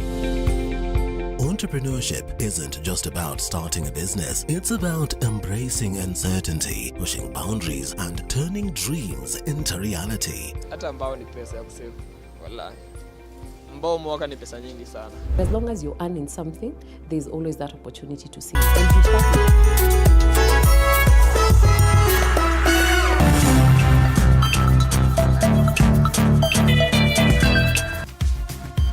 Welcome back. You're still watching the Daily Report with me, George Maringa. My guest tonight is the Honorable Babu Owino, Member of Parliament for Embakasi East constituency. Mheshimiwa, there's a comment here. Tell Babu we need him as president in 2027. What do you have to say about that? I can see, you know, there's a problem and there's leadership vacuum. Okay. The reason why they are saying so is because of probably the great work that they've seen me doing at Embakasi East constituency. And indeed, as Babu Owino, when I came from Nyalenda slums and the challenges that I used to experience, when a person tells me, a common mwananchi tells me that they are going without food, I know what it is to go without food, and therefore I know that I need to work for them. If they tell me that they lack school fee, I know what it means to lack fees, because I lacked fee at some point, so therefore I must work for them. If they tell me that they've slept in a cell and they've been jailed, I know what it is to be in a police cell, and therefore I know their challenges. If I see a mama mboga, it reminds me of my own mother who was selling changa, struggling to take us to school, to get us food, to pay our rent. If I see a youth, a Gen Z, having no job, I know what it is. Were it not for this election as a member of parliament, yes, I would be jobless now. I would have never been elected. That's why I respect my job so much, and that is why I must work for my people. And when it comes to my political ambition, I know that I can't run away from this. Just like Yona, when he was trying to run away from the call, he was swallowed by a fish and had to deliver God's message.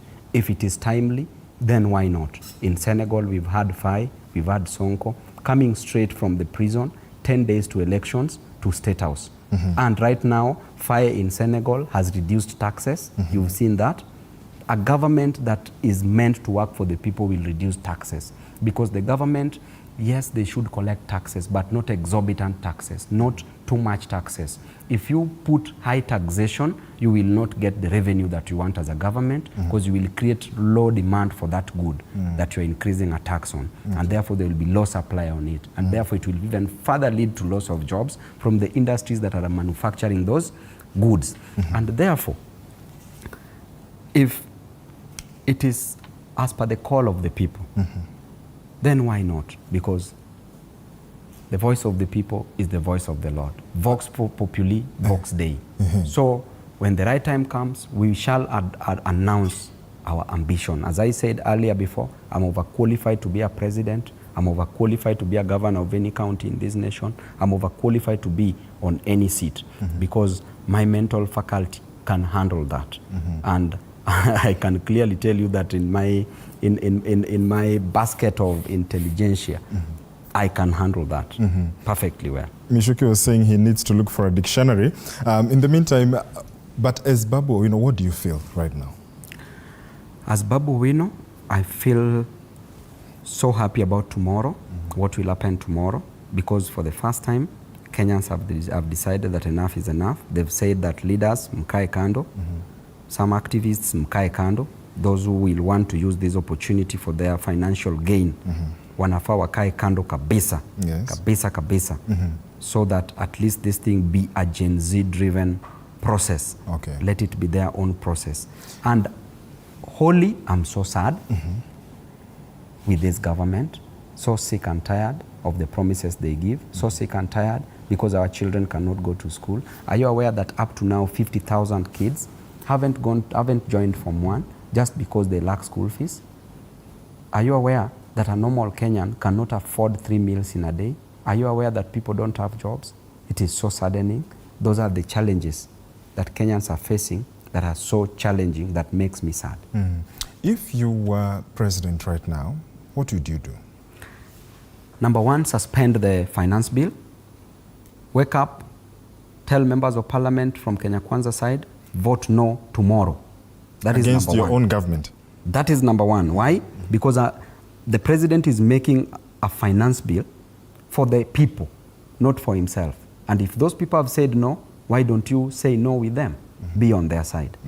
Number two, the easiest way to spur up an economy, as was done in 1929 by Franklin D. Roosevelt, the then, as he was then called, the then President of the United States of America, and he said, that the only thing to fear is fear itself. He went to the Great Britain and got an economist called John Maynard Keynes, who came up with a book called The General Theory that came up with the Keynesian theory.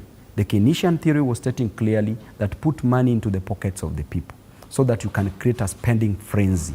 So that the moment people have money in their pockets, if they go to a shopkeeper to buy unga, right, and 1 million of them go to the shopkeeper, that shopkeeper will employ many people in that shop, and at the same time, that shopkeeper, to help him work or help her work, at the same time, that shopkeeper will go to the industry and tell the person at the industry that you know what, I need more flour, I need more flour, I need more sugar. Therefore, that manufacturer will also know that because the demand is high, they will want to supply more. As they supply more, they will employ more people to work in the industries. That is creation of more jobs. Yes. And at the same time, the moment they spur up the economy, that person in the industry will also say that I need to go back to the farmer to supply me with more raw materials. Okay. Also, the farmer will employ more people, right? Yeah. The farmer will buy more fertilizers, right? And that is creation of employment, spurring up an economy. And at that moment, we will achieve something called an economic equilibrium. Right? When aggregate demand meets an aggregate supply. At the optimum level, you achieve the optimum equilibrium and the economy grows. As simple as that. Build more industries to create jobs. Put money into the pockets of common mwananchi. Bring back what we were calling kazi mtaani, right? Lower the cost of education so that we also understand the role of education in the economic growth of a nation, in provision of skills, matter skills. If you go to the hospitals, you find people with skills. If you go to any sector, even here where we are today, you are a very skilled person, right? Because of training, because of education. So education's role in spurring up an economy is in provision of skills, and therefore lower the cost of education so that many people can be trained as much as possible, they can be given jobs, and they can provide jobs. Yes. So, and also lower the health sector. Yes. The cost of health should be lowered. Why? Because a sick nation cannot work, cannot provide proper labor, right? Therefore, everybody needs to be healthy to go to school. Our children, healthy to work, to provide labor in our industries, in our farms, in the service industries. So therefore, lower that cost also. The moment you do that, who will fight you? As Ruto. As Ruto. But because Ruto, we know you don't take advice. In fact, you advise your advisors on how to advise you.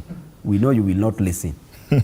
Ask Babu if he's ready to take over, if we as Gen Z endorse him as our leader.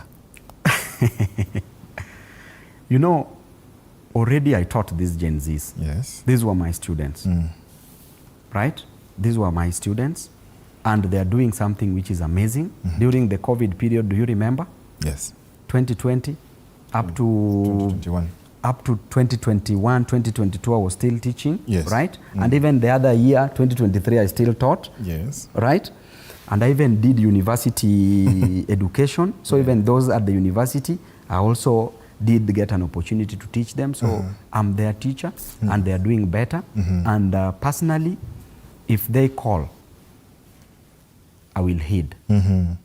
That's it. Not taking an advantage, but should they call, I will heed. I will listen to them. Good evening. Kindly tell Babu that Gen Z are waiting for him in 2027 election, and his running mate should be Senator Sifuna.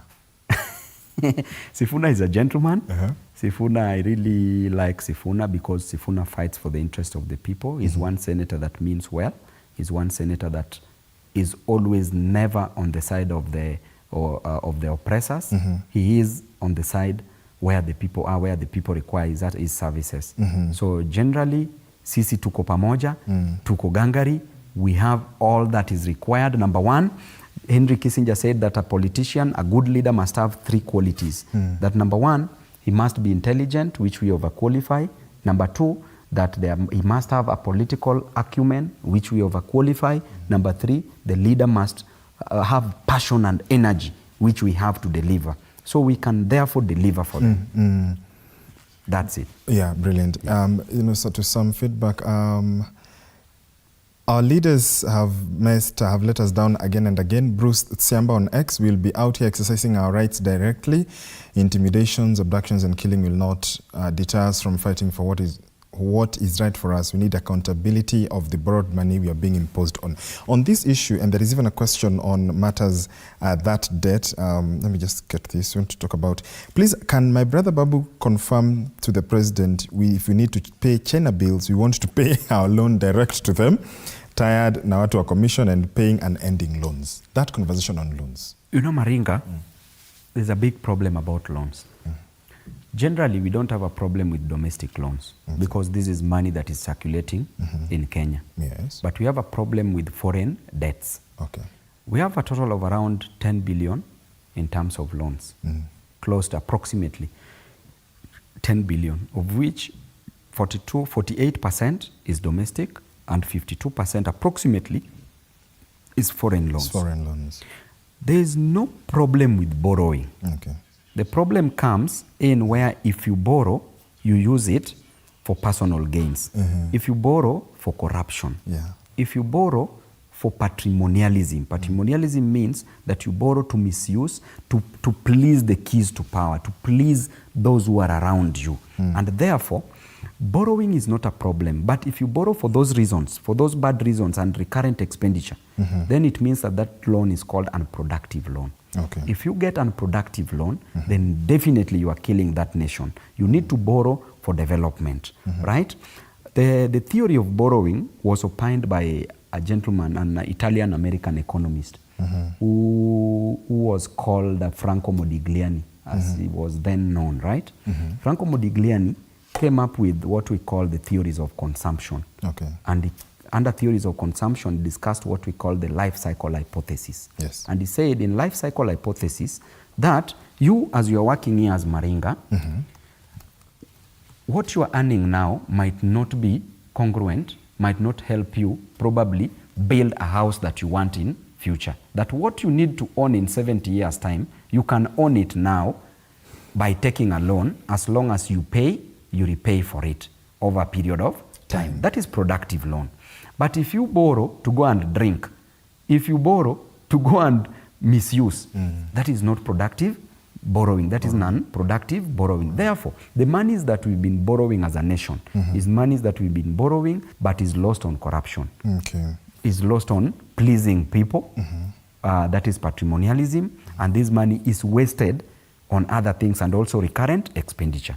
So borrowing is not bad, but the Kenyan borrowing is extremely bad and dangerous because it is wastage. Okay.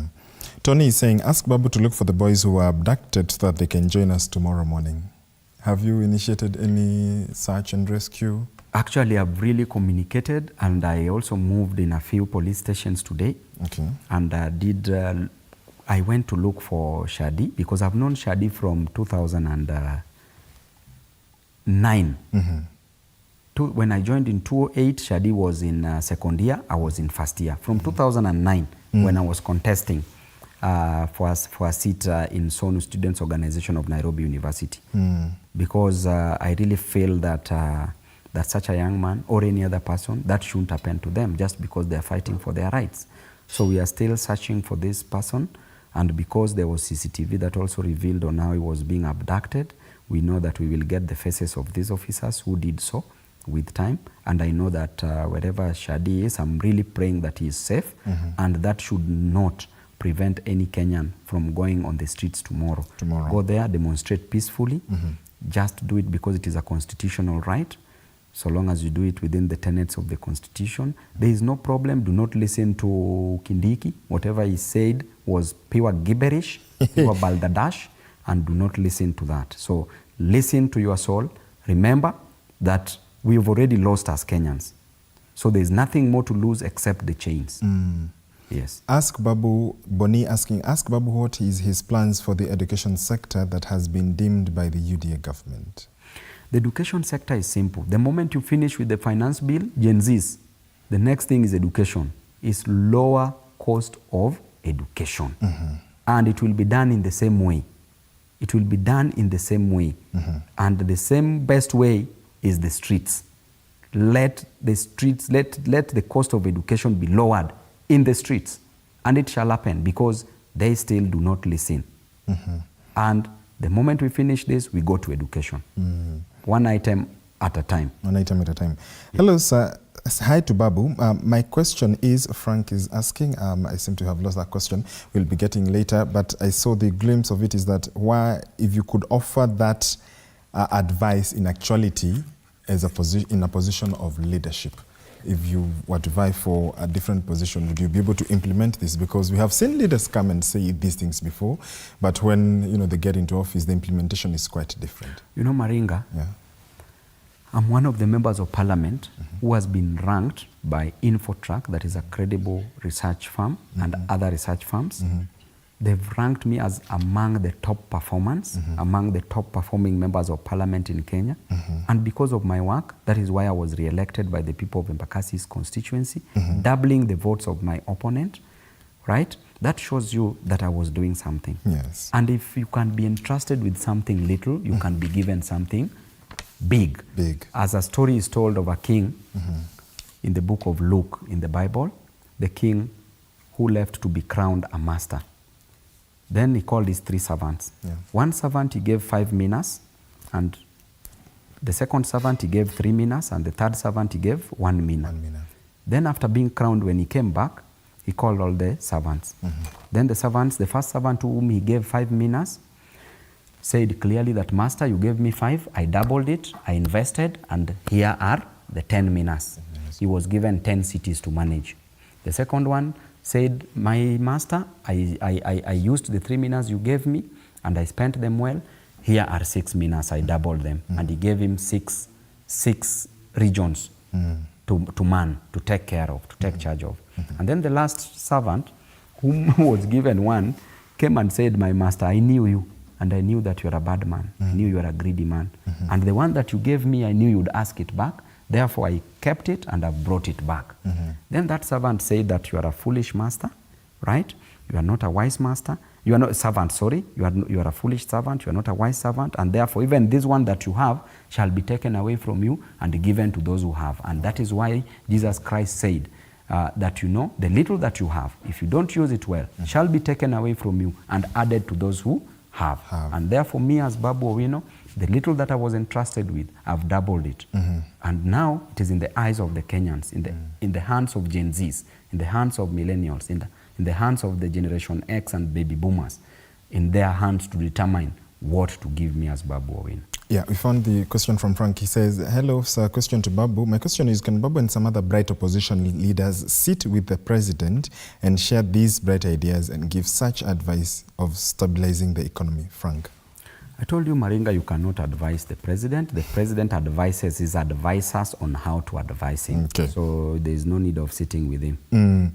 There is an MP, Hello TV 47, Vishi Mulo watching from Embu. Kudos to Babu Owino, and I must say that you need more people like him in Kenya. There is also feedback regarding Kenyan MPs have been state captured. There is nothing that we Kenyans can celebrate on Ruto's government. He lied to Kenyans, and why should Gen Z suffer? Surely while the First Lady's office is allocated a lot of money, does he know there are Kenyans who are sleeping hungry with no jobs? When you see such feedback, and especially the allocations, in the minority report that you submitted in the budget committee, is it that none of your report conclusions or amendments or suggestions or recommendations? They never take them into consideration because they say that majority will have their way. The minority will have their say. So it is just about talking, but those people, they implement what the majority says. But it is my advice that Mama Rachel is a respectable lady in this nation. Please, Mama Rachel, you are respected so much. Please advise your husband, advise Ruto to do something about this nation before it is too late. Okay. Yes. Mheshimiwa, this is the matter that has been in court for you. Regarding the DJ Wolf matter, how is that going? The matter, as you know, you are a very intelligent person, a learned person, and you are taught in school that a matter that is before a competent court of law is sub judice. You should not talk about it. Right. So once it's done, I will come back here. I will explain everything. In fact, I will explain everything from the beginning. Yes. We will look for you when that matter is done. Good evening, Babu. Tell Babu Owino to talk more on TSC, which has been hijacked by Kenya Kwanza and dishing out letters in burials. It is quite unfortunate that people go to school. Once they finish, they can't get jobs. To a tune of, they spend a tune of 15 years down the line, they can't be employed. It is quite sad, quite emotional. And at the same time, the TSC was threatening the JSS teachers that are going to sack them. And the next fight that the Gen Zs will also help us with is the fight for our JSS teachers, that those teachers should never be suspended. Those teachers should get jobs. They should not be expelled from their jobs. And therefore, the TSC, you need to do the right thing.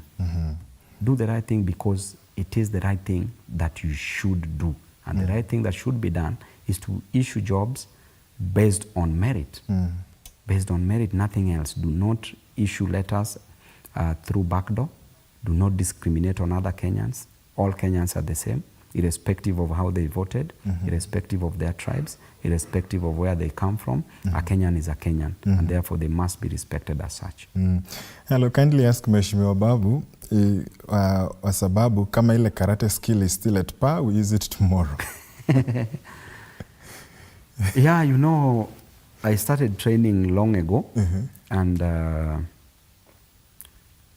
that is for physical fitness. It is for physical fitness. It is for self-defense.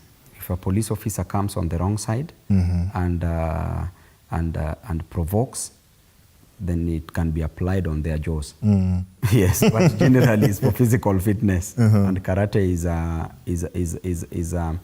is a sport for discipline. Yes. Mheshimiwa, as we enter the home stretch, more feedback. Hello, ask Babu Owino what he will do. I think that one you answered to the Azimio MPs who betrayed us. Yes, the Azimio MPs who betrayed us, I said that their structures, they should be worked on as soon as possible. Yes. Hello, I'm Kipngeno Ozil from Nakuru County. I really appreciate the work that Babu Owino is doing to Kenyans. I urge to stand with common mwananchi and hopefully next election Babu will be our president. Thank you, Kiprono. Thank you so much. You are a true comrade. I'm also a comrade. Once a comrade, always a comrade. Okay. Hi, Babu. Ask Babu, in his opinion, if the streets won't work this time, what other option do we have as Kenyans? Streets will work. Okay. Let me tell you, streets will work. I can assure you 101%. If you're given a choice to choose between law and force, choose force. A combination of both will work best, but force will give you instant results. And that force is on the streets. And those streets, they are peaceful protests, but it will give you results. I can tell you 101%. It will give you results. Something will be done. Yes. Hello, it's just what Omulefutel. Babu, he inspires me to go for the Busia gubernatorial seat since the dedication he's talking about isn't so clear in our leaders. They pretend to be in Azimio, but with the Ruto's hearts. Please, we need free education and free hospitals. In fact, it says, what legislation would be passed on improving education and health in the country? Perfect. Now, my brother, you want to go for gubernatorial seat. If Babu Owino came from Nyalenda slums and now is in parliament, you can be there. There is no difference between you and Babu Owino.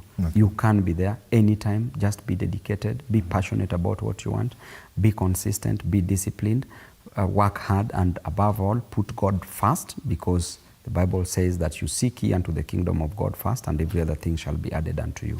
About education and health, it is very simple. There are so many laws that have been set up to that is covering health and our education sector. Some are very retrospective, some are very retrogressive. They act backwards, and such laws like this new funding model should be amended. Should be amended to allow people to get access to education, quality education for that matter, because education is so expensive in Kenya. The cost of education should be lowered. It matters health. There are some terminal illnesses, there's some diseases like cancer that needs to be treated for free in Kenya because it is so costly and we are losing people. And there are certain diseases that must be, the medicine must be made available to people just for free. so that at least we have a healthy nation. Okay. Yes. Hi Maringa, I'm Kefa Alloys from Tharaka-Nithi. Ask Babu, my son who chair, if he thinks IMF has a hand in running our country. There's more than meets the eye. Okay. And when it comes to even increment of this, of the central bank rates, if we talk about it, it has hit the highest at 13%, almost the highest in Africa. What does 13% mean? It means that when the commercial banks are going to take loans from central bank, they are taking it at a higher interest rate. Then the consumer, the common mwananchi who is going to take loans from these commercial banks will take them at a higher interest rates. It means that two things will happen. Number one, that if those loans are high, if the interest rates are high, then people will no longer take them, so they will not have capital to start businesses. Number two, that if they manage to take loans, the industries for manufacturing, for example, or people to start businesses, then they will raise the cost of goods that they produce, so that at least they can get money to repay loans from the raised cost of goods. That means that high cost of living, because the common mwananchi will buy those goods at higher prices. So definitely there's a lot that is happening when it comes to World Bank and IMF. I don't want to go so much into it. My comrade there already has an idea about what is happening. Absolutely. But that is just an example of what I've told you. Yeah. Mheshimiwa, so much feedback coming in. We'll be able to try and sample out, but unfortunately we've run out of time. And I want you to take this time to speak to Kenyans, your fellow leaders, and of course your message, even as you end up the program tonight. Thank you, Maringa. The most important thing that I want to tell Kenyans is that let us never lose hope. This is our nation. We will build it together. If it is a must that we must bring it down to build afresh, let us do so. Tomorrow we have destiny with our future, and therefore you must stand up for your country. From wherever you are, a Gen Z, a millennial, a baby boomer, a Generation X, you must come out in large numbers. You must fight for your interest. You must fight for your life. You must fight for your future. Go on the streets. Let it be as peaceful as possible. Let those people who are coming, who might have very bad intentions of destroying your demonstrations, if they come amongst yourselves, you know how to identify them. Please arrest such persons. Take them to the nearest police station if they are coming to destroy your demonstrations. But demonstrations should start at 6 a.m. in the morning, should run to past midnight. This idea of you being told that demonstrations should stop at 6 p.m., 6:30 p.m., that is the thought of somebody else. That's somebody else's school of thought. And therefore, we must stand up for our rights. Because if we don't do so, we will be finished. As things stand, we are already done. We must fight. Brilliant. Collins from Kirinyaga, ask Dr. Babu, gate anafungua saa ngapi kesho? Gate asubuhi mapema, mimi nitakuwa bunge. Mkipiga tu firimbi ya kwanza, mtanipata hapo nje. Asante sana. Karibuni, hiyo bunge ni yenyu. Come to bunge, come and see where you took us. That parliament belongs to you. Absolutely. Yes. Indeed, Honorable Babu Owino, Member of Parliament in Embakasi East, thank you so much for joining us in the program. We thank you also for your tremendous feedback. That's all the time we had for tonight. I am George Maringa. The conversation continues online. Use the handles that we give you at TV47 News, at George Maringa _ at HE Babu Owino. Keep the feedback coming, of course. It doesn't end here, but that's all we had for. I'll see you tomorrow on the People's Court. Stay safe and be kind to one another. You can wish them a good night. Thank you very much, Kenyans. Have a lovely night. Kesho tukutane kwa kiwanja. Wear rubber shoes. Kuja hapo, dawa ya tear gas iko. Don't fear anything. Come and fight for your right. Good night from Nairobi. Good night.